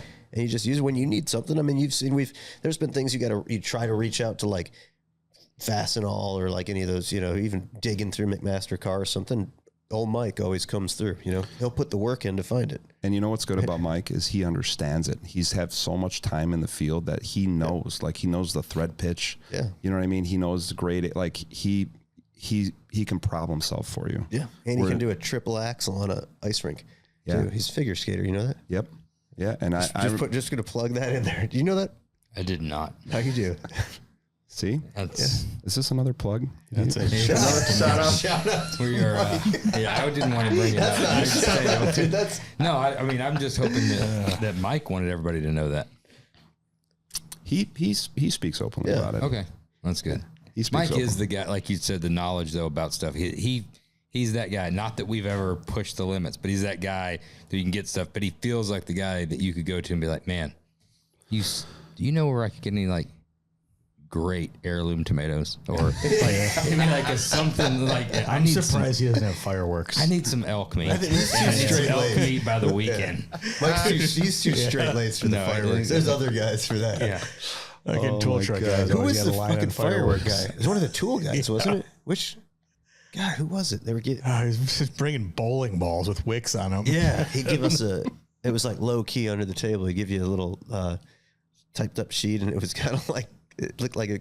Y'all are crazy with fireworks up here. Oh, yeah, but you'd check it off, and then he'd show up, and it was. It was a sales order sheet? Oh, yeah, you just check them off with quantities. It was. Would this be like the traders magazines when you were in middle school? Like the things that you would go through and check the little boxes of stuff you wanted to order? Exactly. But you know the thing I'm talking about? This was Not homemade. traders, but- I mean, this was like printed on an old Macintosh computer. Oh, he made it and printed it? Yes. Yeah. And then he would show up like There were no pictures. right, But like awesome. it wasn't like a picture or a video where you could like scan the How'd QR you know code it to was- see the. how'd you know it was gonna do? To see the effect. We just when it's wanted the to make size of- sound. when it's the size of a fucking bowling ball. yeah. You it's- know it's I going to be want more good. than And big it's ones. super expensive, and it has a electronic wick that you have to tape a real wick to in order to light it. You know, Gotcha. there's a good chance it's going to be pretty good. Right. Yep. Yeah, It's freaking awesome. Yeah. but then those are the sales guys too. Like that's the guy that That's like, the it's- personal connection. Yeah, right that's the there. personal connection for sure. It's a dying thing, man. It is. It's a dying thing. It's sad. Yeah. We've become so digitized and everything is digital. And I don't necessarily think it's bad, but I don't think it's good. You know, like if you need, you know, like everything is so fast and instant that it's difficult. And I think that's one of the things that's difficult about detailing these days is that, you know, it's, you know, when you look at the price of everything, you know, like the price of everything has gone through the roof. You know, the median price of a car now is $52,000. You know, the parts are more money, the service is more money. And you talk to people about what really is an auto detail and, you know, it should be customized, but we've come so far that, I mean, the price of auto detailing in the late 90s was $100 to $200, and 30 years later, people expect the same price. It's crazy when you dig a little deeper on the service side of things and how traditionally how much the relationships have meant across all service stuff, because it goes to your haircut, right? When you would go into a chain place, right, and always see a certain lady, and that lady's not there. You're instantly like, oh fuck, they can't do it. These women are all professionals, you know, but instantly your thought goes to they can't do it like the person that always does it, right? Yeah. Same thing with the salesman at a car dealership. Same thing with all this stuff. But there was a time, you know, 100 years ago where there was just professionals, right? You went and if you were in town, you went and saw the doctor. He was the doctor, so you trusted that he was the doctor to do that. Or if you stopped in and just to the barbershop, it says barbershop on the thing. So it's a barbershop. So he's a barbershop. Yeah. He didn't get to be a barber without being a good barber. Sure. I think you grew up in a different time where 100 years ago. Oh, 100 years ago? Yeah. But it's funny how that shift, now everybody's instinct has been like, you're probably not going to do it as good as the person that I've grown accustomed to doing it. Sure. It's hard to get that for anything. I mean, you got those restaurants that you go to all the time and you meet the waitress and you just become accustomed to that. Well, half the time they Not can a fuck it service. up, but if they got a good personality, you keep going back and like you have that relationship with them. Like, And everything's going to be good. Sure. And then if you get the total package, good relationship and good service, it's a home run. Well, my most recent venture has been we started another business called Gloss University, which is training and continued education. And I want to start being able to offer training on a high level or even a beginning level for everyone, you know, and specifically a lot of my dealers that I used to do business with. And so just recently we worked with a local BMW dealership and I found it interesting and kind of like in our interactions with the service department and management and stuff, like we were breaking down their packages of what the prices of these detailing services are. And while I was actually at the dealership, I come to find out that an oil change on like a BMW M7 is like more than the price of a detail. And it made me really think about this. I'm like, okay, I get that there's liability of putting a car in the air, right? You got to put the car in the air, you got to rack it, but like, it's pretty quick. Put the car in the air. Yeah. Right. And then I'm thinking like this oil change is over $200 and their entry level detail service is $150. And I'm like, you have a luxury car line. And how expensive is that car? And like all the labor that goes into it, like cleaning the rims, cleaning the tires, cleaning the interior, all the tools, the utilities, the training, the education. How can an oil change be more money than a freaking detail? When your labor hours on the detail are way more than the what it is to put a car in the air and just change the oil. So I just think that, And the cost of a fuck up is way more. I mean, on that a detail. And that's why I believe that we need education in that because people just don't know. How many classes are you doing at Gloss University? Our plan this year we're having 2 classes, and our next year we plan on actually doing 2 a month. If somebody were to go through all of the classes, do you get some type of achievement that you've like graduated from Gloss University? And if so, can you become a purple dragon? I'm like a plaque I'm or not even something? going to charge you for that idea because you're telling me Dude, I'll tell you. purple. If you become full blown purple dragon at Gloss U, Dude, see, there's an issue here with lack of creativity because I would have taken to avoid any of the issues to begin with. That's fucking double dragon all day long. Double dragon. The second Two time dragons. around, it's twice as good. You put like a little, like, you know, some sort of Japanese flair, little nanotechnology in that fucker. Nano. Yeah. Sold. Big money. You can went- charge more for it too. but went- most of the people at the Marketing. body shop that you were selling Double Dragon to didn't play Double Dragon. It would be tough to sell them There might what be that some was. copyright infringements there. Yeah, better than a purple dragon. What's better than a purple dragon? A double dragon. Yeah. I love it. Yeah, it's 2 fucking dragons. I love it. Yeah, twice as good. We are still building. We're still working on building out the curriculum for the stuff. And I mean, we have. You gotta put Double Dragon in. I mean, Purple Dragon in there. It's got to be Purple Dragon. I like the name. I'm sure you could probably get an okay to use it. Yeah. Oh yeah. I still have a great relationship with the family, and I mean they're really great people. Blaze is really wanting to come down and do some training. Yeah. He's been talking about it nonstop, but he also is still in school. Well, when the time He is told right. me that you told him it was fine to drop out. I was And gonna say, I that's never said amazing that. he's still in school by him or the school. I don't know that he's in school. He leaves for 5 hours a Don't you day. have that Life 360 thing on him? So you can. He's got an ankle Oh bracelet. yeah, yeah, I do. Yeah, see, I don't really check on your him. wife does. My wife does. Yeah. No, I think Blaze he's great. I mean, he's got the. You know what I really Just be appreciate. careful. No, what I appreciate at least about him, and I think sometimes younger generation they're either timid, shy, He's not timid. right? Well, he's not timid. I know that because we were watching a movie the other night and he comes down with his shirt off, fucking flexing, doing roundhouse kicks. Oh, that's It's hilarious. There's nothing timid about that. Every bit of that's my fault. I take full responsibility. At a young age, both him and my daughter, I wanted to make it very clear. Yeah. At like 2 or 3 years old, that you never need to feel uncomfortable. Yeah. About wherever it is. If you walk into the room as the biggest personality, Sure.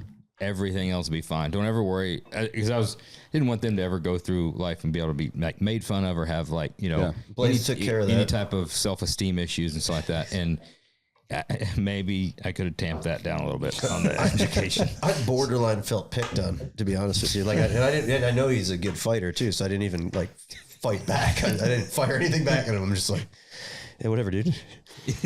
So I'm trying to watch a movie, man. Well, it's an interesting thing that I wanted to kind of touch on because as we've been talking about the sales career and the salesman thing, one of the things I wanted to mention, which I kind of watched unfold, was like how I felt like the internet started slowly devaluing what I brought to the table. Right. So let's just go back in time. It's 2005. I show up at a business and I have 2,000 tangible goods and I understand how all these things work and I'm here to help you. Well, fast forward, now you have the internet, right? Now everyone starts watching videos and then Chemical they start guys and all their chemical marketing. guys, all the marketing, right? So now what I kind of started witnessing in reality was my expertise slowly became devalued because now this guy can just Google something and pull it up on the internet and watch this video. And so and he can relate to the guy. He's like, man, I like this guy's personality, and look at what he's doing. And so now I show up and I've been their go-to guy for 5 years and they're like, we don't need you anymore. We got this guy over here, And so I was watching that happen too. And so kind of tying it into Blaze is like, he was asking intelligent questions, which I don't get a lot from people because a lot of times people are like, well, I read this thing on the internet and I watched this video, so I already know, So I just think it's cool, like when you get a younger person to kind of actually ask like an intelligent question is refreshing to see. Yeah, he's definitely inquisitive, but he wants to know like the reason why. Yeah, and he doesn't want to hear bullshit. And he doesn't want it. And if he hears it 3 times, he wants to ask it a 4th and a 5th just to reiterate of like. Sure. Is this guy full of shit, or is this guy just doing marketing, or is this guy really knows what he's doing? All right, now show me how you just did that you know what you're talking about. We talked about it a few times recently on podcasts, it's like you got to have that passion for something, and then you want to learn it. You're going to try harder, and you're going to go after it, and you're going to dive deeper. So he's got that and fueling it. And that's what I love about detailing too, is because it's very visual, you know, and that's, I think, what's skewed a lot of the things on the internet, is because it's like, you know, although videos are helpful, Photoshop some shit. Yeah. I mean, you could Photoshop stuff, but there's a lot of fine nuances, especially on paint, that you can't pick up on camera, man. You're 100% right, but you got to take the good with the bad. Those kids wouldn't be fucking interested if it wasn't for the internet. You're very right. You wouldn't have gotten in front of Blaze. Yeah. You know, on your route, and him be like, holy shit, you can do this type of cars. And so like, detailing in and of itself is what motorcycle mania was to us in our generation. That shit has gone nuts. It has. It has. All like the kids out there that are into cars and wanting to open up their own. He's got a whole network of kids in the Chicago area of all like 16 and 17. There's one that's 17 years old that's still in high school that's got a 5,000 square foot shop and has employees and has stuff like that, that's detailing, that started when he started a year ago. Yeah. Like, and it's like everybody's into these cars, and they're learning more and more about cars because they're into it's the detailing thing seems like it's an obtainable a gateway drug thing to be able to get into. That's exactly what I was saying. Not to like, I know discredit not a bad it, thing, but it is like, you don't need to go buy like a laser table, right? Or you don't need 10 years experience in framing houses and need $50,000 worth of tools, because you can start out. You could start washing a car. You can start out with a push mower and push mow somebody's yard and make a little money. So the thing, you could start out with just washing a car. Right. Yeah. Yeah. The barrier of entry is pretty, and then learn along the way. Learn along the way. Right. If you want to get into like fabrication, you have to have a lot of beginning tools just to start fabricating, but you also have to have a decent enough skill set in a lot of different areas. You could just say, I want to weld. Well, you still have to have a welder. You have to do some stuff. It's harder for and I'm saying this for a 15-year-old or a 16-year-old or a 17-year-old that's like, I love this shit, but they're seeing, to your point, I get it that it's dumbing down some stuff and they're not seeing the whole thing, but it's the sex and glamour that's got them interested, and they're learning along the way of what is bullshit and what's not. It's also a great launch pad for you to take that and run with it and get in front of those kids and give them the right information and turn that into another business model. Well, and I recently trained a young woman that, she came from like working, cleaning homes and stuff. And she's got her cousin is into cars, and she's got a passion for cars. And so she found me on the internet, and we spent 2 days together, and I ended up getting her a job at one of the stores that we trained, and so I'm hoping that in the future it can kind of grow into potential job placement with people, because I don't think you got nothing to worry about there. That you've got the perfect platform, and you're doing your class stuff. I mean, tell me you do that, you're going to have some people that come through there just like any other trade school. They're going to be rock stars, or you do some type of incentive thing. You call some of those up interns wise or whatever, and be like, hey, you knock these out. Yeah. I'm going up to the Ring Brothers. We're going to do a couple of cars or whatever. I want you to come with me. Yeah. They get to see that kind of shit. You bring them to the roadshow shop, that stuff like that, opening their eyes, and the opportunity that you've given them. Yes. That just takes it that much further versus just, learning online or going to the thing like that. You've got such an individual Rolodex and skill set that you're able to give them that's above and beyond what a normal.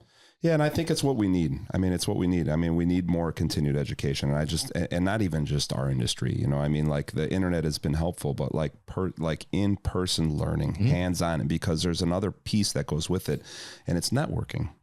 And like you don't know who you're going to meet. So like, and this is what I tell people when we talk about this stuff about training. It's like, okay, learning and education is one thing, but you don't know who you might meet along the way, and then expanding your Rolodex and expanding your network. If we have a training class and there's 10 or 15 people there, some of these people become best friends. Yeah. They leave here and they're like, they connected with this guy, and they're like, man, I met this guy from Florida, and now we're talking with him. And it's just how we started this podcast about how my first boss, Bill Reese, had said, what you learn here is a stepping stone. Right. And it's very relative, right? If they come on board, it's a stepping stone. And hey, they might start with detailing And maybe they might work that for 2 years, but you never know. They might work and become a service advisor and become a general manager. So it's just like, it's getting your foot in the door. They could do a couple of they get at a nice shop. They do a couple of Ferraris and then they realize they want to, like, they love the fucking motor side of it. They might completely transition. It is such a gateway into,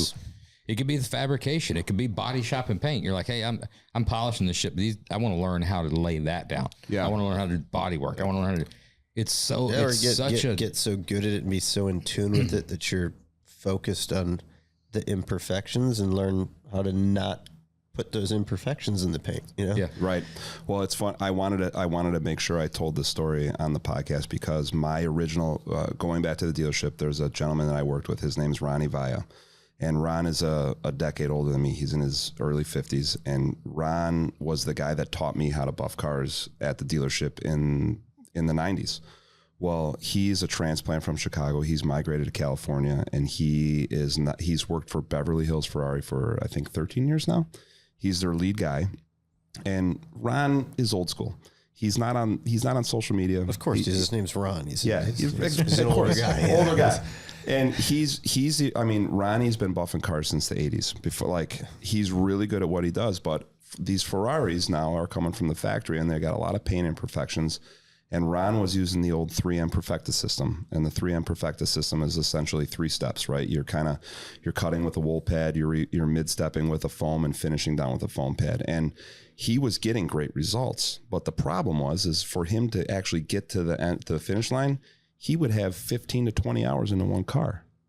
And the cars looked great, but he's like, it's taken too long. So Ron had reached out to me and was like, hey, I know you're up to speed on all the modern technologies. I want to learn how to reduce the labor hours that are involved in paint correction.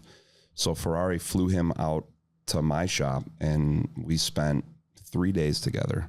He took diligent notes because he's old school. Just went back to Ferrari and implemented everything that I told him to do. And in a year's time, he went from spending 20 hours on a paint correction to roughly 6. Damn. And they have taken note of what we've been doing. And actually last October of 2023, Ferrari flew us, my partner, David Patterson, and I went out to Ferrari and spent a week helping them prepare Ferraris. And Beverly Hills Ferrari is the #1 Ferrari dealership in the country. And, it's just really cool to see that we've been able to actually implement positive change and make that type of turnaround because, right, like, we want less labor hours involved. And even on a small scale like that, like, all right, if we can go from 20 hours of paint correction to 6 or 8. Yeah. There's a huge difference. That's a huge difference. And the cars look better, And so it's a really kind of cool story how all this stuff is kind of unpacked and involved, unfolded over the last couple of years. And I think it's really cool that you guys trust me to come up here and work on your cars, And it's the results, man. I mean, you've done tons of stuff. Yeah. And it always turns out phenomenal. So, I mean, I like you a lot. You're a great dude. Appreciate it. I consider you a buddy, but to be honest with you, I wouldn't have you back if you did a shitty job on the cars. Well, so and it's service, right? Yeah. Like if you don't deliver, you don't deliver. Right. I mean, you guys see how I work. I mean, I show up, I bring all my own stuff, and I keep my nose to the grindstone. It's like, we got a job to do. We got to get it done. Yeah. Yeah. You come in and you hustle. I mean, there's no bullshit. I mean, you're goes down. That's how it's got to be, man. And that's like, I don't like the pitter patter, and that's how I've always been. It's like, we got a job to do. Let's get it done, right? And that's the part I love about this industry and the craft that we do. And now, like, I was born in the OEMs, but being able to kind of work in the aftermarket on hot rods and stuff like that and custom cars, for me, it's been like a dream come true. You know what I mean? To be able to work with you guys and the Ring Brothers and be able to work on with the top car builders in the country, that is cool. It's really special. So I'm grateful for you guys. Thank you. We're grateful for you, man. I mean, you make us all look good. Hey, when you see these cars sitting at the SEMA show shining bright, it's Mike and Jim. They're too damn old to be bending over, and they probably can't even hold a damn buffer anymore. So you're right. He's got those new airframe knees, though. He's got those hands are all. Mike Ring still cuts and buffs his cars, though. He does the initial cut. Mike likes to. Think about how exhausting that must be for him. He probably gets it done, but it's taxing. you know, I don't understand. I mean, it just goes back to the love and the passion that these guys have for the stuff, right? You know, I mean, like when we've done classes at the Ring Brothers, you know, you show up and it's 6:30 in the morning and you walk across the street. But you got to get out of there at 3 o'clock though, so they can get home and watch their shows, don't they? Their program. It's a program. I remember last year because they're old. It feels good making old jokes, doesn't it? They're old as fuck. Dude, they're old, but they work, man. I mean, yeah, they do. You show up at 6. We like to fuck around, but they're badass. Yeah, I mean, Mike. You know, you walk in the Ring Brothers at 6:30 in the morning, and you see Mike wearing a blue jeans and a respirator mask and sand and stuff. You know what I mean? And he's. It's not even 7 a.m. and he's dirty. He doesn't even know where he's at though. He showed up at 3 o'clock. They just park him there. Yeah, they just park him there. In there. Yeah, Nancy just puts him over there. They're just you're gonna get your ass beat. You're in trouble. They're coming on again. I'm warming up for it. It's gonna Are be they? They're doing a number 2. Awesome. Yeah, the wives told them they got to behave a little better this time. So yeah, they're we've got great. specific rules and regulations. Okay. That's good. Have you seen the rider that they sent? You told me about it. Oh my goodness. Yeah, It's like bologna sandwiches. it's got to be a special night. Green M&Ms. Yeah, fucking rocking chairs. Werther's originals. Werther's, Matlock. We gotta. You're gonna tune this place up. Afghans on the back of it. You guys are hilarious. I love it. Oh yeah, this is gonna be it. This is gonna be a special edition. I love where you go with that. I didn't even think about that. Yeah, it's gonna be good. Standard question time.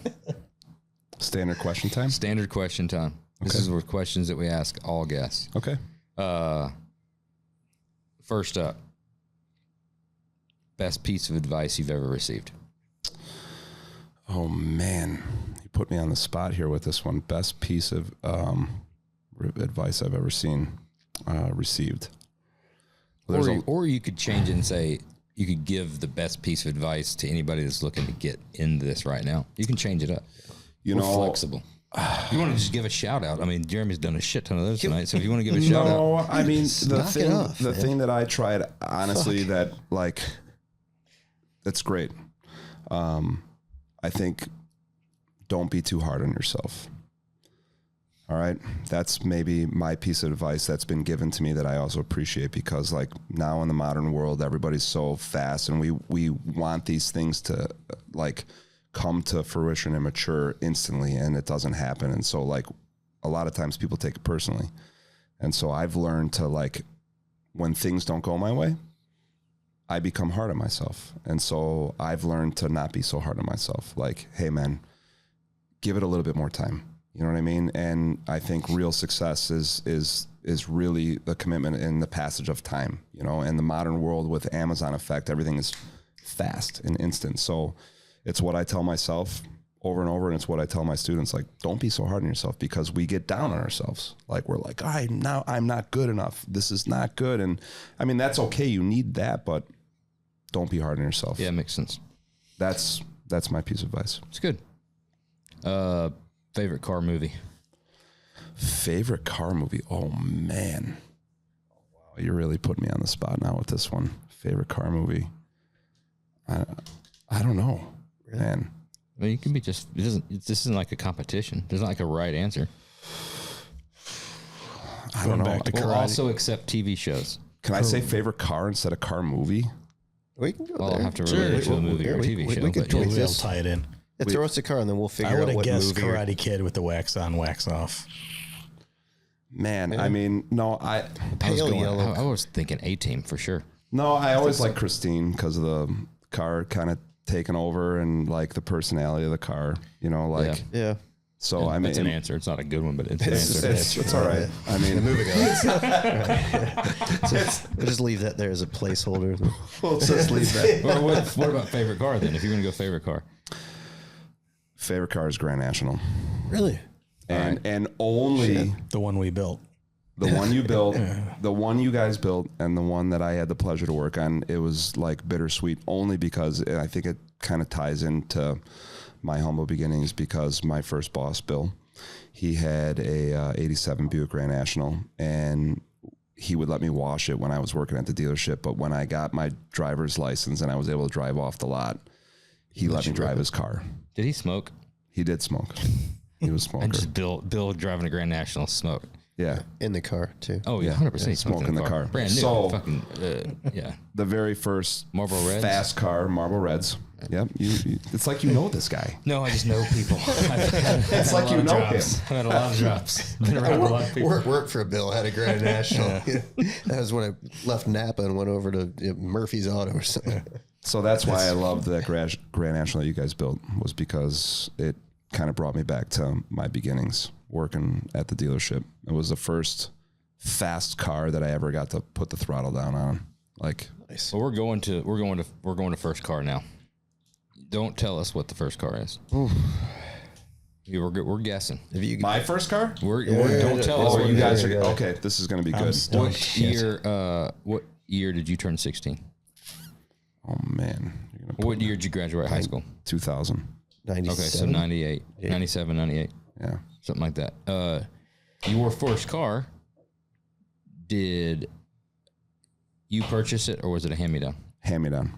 Okay. It's my brother's. This is fucking tough, dude. I feel like it's such a vast, this is like a vast sea. I'm going to give you guys one. Can I give you a hint? To be honest with you, I need a little something on this one. It's just not, all right. Hitting my radar. Give me something. 2-door Ford. I was going Fox Body Mustang, but I don't think it's that. He said 2-door Ford. It's a fucking Taurus. They didn't make a 2-door Taurus, did they? No, they made an Escort though. Oh, I was thinking of the race court. Sorry. I was thinking I'm going Ford Tempo Cheesemobile. Yeah. That was what was his name? Nads says the Cheesemobile. Yeah. I'm going Fox Had Body a luggage Mustang. rack. No. You're going Fox Body Mustang. It wasn't V8 though. You're Fox in the Body. wheelhouse. Going Fox Body Mustang. A Capri? You ready? Yeah. Oh, you're not gonna guess? I threw a bunch of. I'm off tonight. I don't have I it. got So you. That's fine. Yeah. 68 Mustang. 68 Mustang. Jesus. Yeah, did not see that coming. So no one saw it coming. I feel like that should that would have been in the story of like, what influenced you? Like, how did you get into this? Like, It wasn't. It was a hand-me-down from his brother. He just had to drive it.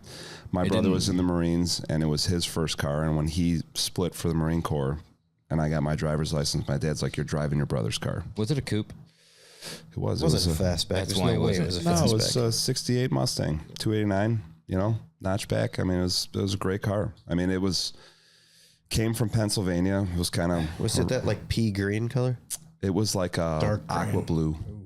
That's a good color, actually. Yeah, it was a cool car. And it was like, my brother was trying to restore it. It had rusted out shock towers. And it was like, I remember doing burnouts with the thing and like literally drifting with the car. And then like after we would drift, like it would throw the steering column out of alignment and we'd have to drive with the steering wheel kind of crooked just because it was a mess. But If you could jam out musically with any artist, dead or alive, who would it be? man, I'm a deadhead. I love Jerry Garcia. If I had an opportunity to go back and listen to to him and work with him, that would be my artist for sure. Because Jerry's the man. The licks, the Jerry licks they call him. Yeah, chop a finger off. You could Chop a finger. Yeah. I mean, I've been close a few times. Yeah. Caught in a buffer. Caught in a buffer. Yes, it's happened before. Have you ever grabbed a shirt in a buffer? Oh yeah. You ever grabbed a beard in a That's buffer? unpleasant. No. It isn't long enough. I've seen. We did a training one time with a guy that had a long beard, and he almost got his beard caught in a buffer. And we made him put like the rubber bands on his beard, so it didn't happen. But Wrapping up a T-shirt in one. There you go. What's the first thing you do after that happens? cry. That's after you look over your shoulder to see See if anybody saw it. Oh yeah. And then you look to see if you're like how bad it got you. Dude, It's sure it's gone after that. it's gone. Oh man. Before we go, tell us about your podcast. You got a podcast.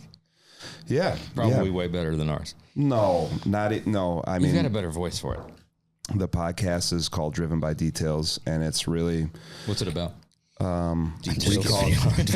Give me shit. no. The tagline on the Driven by Details is the stories behind the shine, and it's basically telling stories because I think like behind anything that's great, there's a story. 100%. right? 100% agree. And we don't often know those things. And so, I mean, I think kind of telling the stories of the past help us better understand what we might be dealing with in the future. And so, I mean, the whole reason of the Driven by Details podcast is to just talk about the industry, to help technicians kind of understand. And it's a way to kind of, for me to give back to the industry, to kind of tell some of the trials and tribulations that have happened in my almost 30 years in the industry. You know, I mean, I'm a young man, but I've experienced a lot.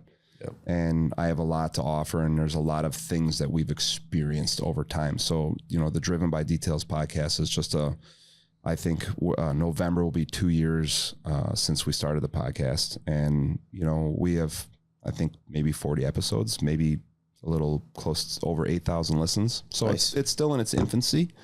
Congrats, man. But, you know, it's fun, and it's a space for me to go back in time. And I appreciate these opportunities to kind of go back and talk about the things that brought us to where we are today. Yeah. You know, because I think there's a lot of value that other people can gain from it. And tying it into the education piece, the podcast is a great way for someone to understand what we are and what we offer and who we're about, you know, like what we're about. And it's a great way to get your feet wet before you might want to work with us or understand our ethics and our integrity and the things that we want to see come to fruition in the industry. So it was just kind of a whim to get it going. And I mean, I love talking about this stuff, and I feel like I have a lot to give back. And that's what I want to kind of set this next chapter of my life to do, is to give back to the industry, you know. Well, dude, this was awesome. By Details. Driven by Details. I'm sure wherever you get your podcasts. Yeah. Yeah. I don't know where you get your podcast. I don't even know where you get this podcast. But it's just something that everybody says. Wherever you get your podcast. Where all the podcasts. The two major platforms are Spotify and Apple Podcasts. Those are of course. Those are the ones. Just like I said. We may have to bring him in for the marketing aspect of this. That could be why our listeners are so low. Maybe. I don't know. You can also just Google shit. Yeah. Find it. If you're that passionate about it. Yeah. Where else can we find you on the Instagram, Facebook? So on Instagram, it would be Matt's_wax, and my Facebook is Matthew's Specialized Detailing. And I would encourage everybody to, if you're looking to learn more about detailing and you want to understand, or you're interested in education, check out the Gloss University webpage, because we've spent a lot of time last year revamping the Gloss U webpage, and we're really working into 2025 to have a whole kind of educational platform kind of built out for the year. So nice. That's my shift. So I would love everybody to, just from a personal standpoint, also to flood your Facebook with Purple Dragon gifts. That would be cool. I'm gonna have to send you the actual image of the Purple Dragon, because it is a cool image. I can see They're it. like good in the back of a denim jacket. Exactly. Embroidered. It would look great in the back. Well, that's good as Double Dragon. Double Dragon. It's such a niche audience, though. It is. Yeah. I get where it's. I love the creativity of it. It's just not marketable. Yeah. Do you know what I'm going to do in the detail world before we go? I'm going to just tip my hat to it. I'm going to connect with Durtex. You familiar with Durtex, the brand? I'm not. It's a foaming glass cleaner in an aerosol can. We're going to private label that, and it's just going to be called Cleaner. Okay. Because that is anything. You clean fucking anything with it. Sure. I mean, better than any other specialized product. You want to shine your tires, Durtex. White label, just block letters. You want to clean That's not much difference than what it comes in now. Yeah, you want to clean satin clear, you know, like a satin black hood. Yeah. Durtex. Clean your windows. Is it aerosol, like spray away? Yes. It's the greatest. I mean, we've been using it for 20 years, since forever. Do you have it here in the shop? Oh, yeah. Yeah. I need to see that before I go. I've got like a holster, a little leather. Joe Durtex. Yeah, Durtex. Durtex. No mention of the special musical edition of the whiskey specifically for you. This is amazing. This Heaven's Door. You know whose that is? I agree. I do not. Bob Dylan. Yeah. Bob Dylan's. Well, it makes sense knocking on Heaven's Door. Yeah. Yeah. So Bobby's. I'd always been. Dylan's. Yeah. Wrote. Bobby Dylan. I'd always been skeptical about it, just thinking that it was, gimmick. Yeah, a little gimmicky. Well, all of Bob Dylan's music was not great, so why would his whiskey be? I beg to differ with you. I'd disagree with that. I said most of. I didn't say all of it. Oh, yeah. Okay. If you took the music, music collection as a whole, you could, I think the majority of it's probably not great. Right. But there's the bangers outweigh the songs that he has written are amazing. And most of the what's the song he's written? That's amazing. A song that he's written and hasn't sang. Yeah, there's a lot of songs that other people have sang. He's sang them. You just know the other versions better. My favorite Bob Dylan song is Queen Jane. I'm not familiar. Yep. The Grateful Dead did a version of it, and that became kind of more my favorite version. But I mean, he's a songwriter. And I told you when this podcast started, I'm a sucker for songs, and Bob Dylan is a great songwriter. Yeah, he is. Yeah. Johnny Cash doing, what is it? It Ain't Me, Babe? Yep. Yep. Yeah. That's funny that you brought that up. It's Bob Dylan's, because I saw that. And when we started and I saw the Heaven's Door, I was thinking Knocking on Heaven's Door. And I thought Bob Dylan. Yeah. So it's kind of a cool way to end the podcast. That's a great way. That's called in the industry. That's a circle back. A throwback or a reference. It's a Heaven's Door reference. It's freaking awesome. Call it. Just stamp that right now. If you weren't being admitted to the hospital first thing in the morning and had the ability to drink it, you would know that it's really good. Yeah. I'm actually sure this is probably one of the most shocking bourbons that I've had in a long time, only because I think I've thought it's so gimmicky. I've seen it on the shelf. It's kind of obtainable. Not always, but you can get it. There's like a entry level one that's just okay. But I'm pleasantly surprised. It's really, really good. Yeah. It's really good. We'll put a fucking number on it if you like it so much. And it came from Lance at Superformance. It did. Too. So Lance probably he's in the business of doing that. He's in the business of making GTs, GT40s. So interestingly enough, like I normally like bourbon on the rocks, but like having it neat like this is super good. That's where it's at, man. And so for me to actually dive into this stuff and let's just have it like this, game on. It's quite smooth, crazy sweet, super smooth, zero burn. It just hits you instantly. The flavor's amazing. I think I'm going to rate that sucker high. That's a 7.2 for me. I liked it. It was really good. I would definitely pick up a bottle of this for sure. Swish it. I'm trying. Swish it in your mouth. I'm going to go 7.0. It's up there. Yeah, I've got absolutely nothing negative to say about it. Pick yourself up a bottle of Bob Dylan's Heaven's Door double barrel whiskey. You can find it. 7.2 and a 7.0. 100 proofer. You wouldn't know it's 100 proof either. Have you ever detailed a GT? Ford GT? Fucking H. That's like Reese. It's funny that you asked that question because he's done a shit ton of them. Everybody has them. GT 500, but not like Yeah, because they're so rare. You keep hanging around here, you won't be detailing a GT either because there's such rare. There isn't one here. It's not that rare though. I would venture to guess more of our guests have GTs than don't. I think you're right. It's been referenced more times than probably any other single topic. Dude, it hurts. It honestly does. I get a lot of text messages. Phil Palmer painted the 54 Buick. Shot me a text. Buddy his got one, red one, sitting right there in the garage. Yeah, but so Phil didn't have one. So you and Phil talked about neither one of y'all have. We didn't talk about it much. I just responded with the thumbs up emoji. Oh, did you? Yeah. Thumbs up emoji means like I don't have anything else to say to you. I'm not super excited about the text you sent, so here's a thumbs up. Yeah. It's kind of like watching your friend like hit the jackpot. Like it's great. That's cool. Awesome. I wish it was me. I'm happy for you, but I'm not that happy. Kind of pissed off at the same time. Yeah. What if one of your friends came and gave you rides in it all the time? Would you be cool with that? Or let you drive it? Would you be happy for the friend then? I would have until you gave me the analogy of it like, It was a solid analogy. Probably one of the best I've heard. Give me that again because I don't remember what I said. It was something about like... No, you said you were showing a picture of you sitting in it. And I said, that's great. It'd be like somebody sending a picture of somebody sleeping with your wife. It's still not yours. Yeah, whatever. That's how we're going to go out on this podcast, huh? Yeah, I think I said it was better. Whatever I said hurtful. Before. It was. You're not making a lot of sense.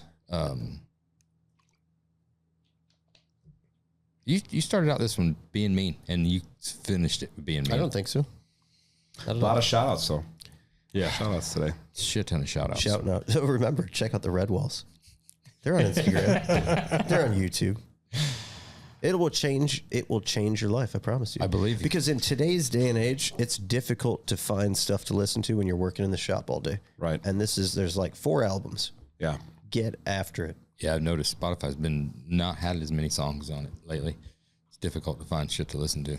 Running out of songs. I'm going to check the Red Walls out. Yeah, I've heard you talk about them many times, and I haven't done it. I think this might be where you guys come to blows. I hope you don't, dude. Honestly, if there's somebody that I would prefer like not to listen to it, it would be you. I'd like to share it with the rest of the world except for you. You don't want me to listen to it. I don't want everybody. I don't want you to get Josh. the enjoyment of listening to it. I want you to have no satisfaction of it. What are you gonna? Yeah, you've got nothing, dude. I like the train of thought. Yeah. I do. I respect that. I want everybody else to talk about how awesome it is, and you to be like, I don't listen to it. I haven't heard it. There's so many other songs. Jeremy told me I There's can't. so many other songs on Spotify that I listen to that like I can't even find it. I'm listening to all these other songs. Well, before we go, I appreciate, speaking of shout outs, shout out on the recent video on the Impala. Like I watch all the videos that you guys do on the Impala, and I think that was like, that's the first car I sanded for you guys. Yeah, and that like, thing. That was a night and day difference on that car. Crazy. It was a crazy that difference. And car. so like when I was watching the video, I didn't expect it. I was like 10 minutes in, I'm like, oh man, they gave me a shout out. Like it was cool. You can see it. I'm the fucking shout out guy. Apparently I'm the shout out guy. No, I mean, the reality is like you're talking and you know. I like give credit where credit's due, and I like to pump the people around me that are doing You cool do a stuff. good job with that. Yeah. You do. No, it was cool. I mean, That's why you don't hear me giving any shout outs to Josh. You never hear me being like, shout out to my buddy Josh Henning.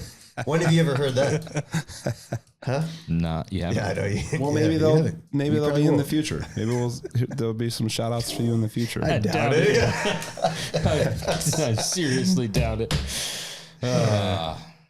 All right. Thanks for listening to Oil and Whiskey with the Roadshow Shop, an Ironclad original. If you like the show, be sure to leave a rating, review, subscribe, smash the like button, come again next week. All the things that you're supposed to do. See you again next week.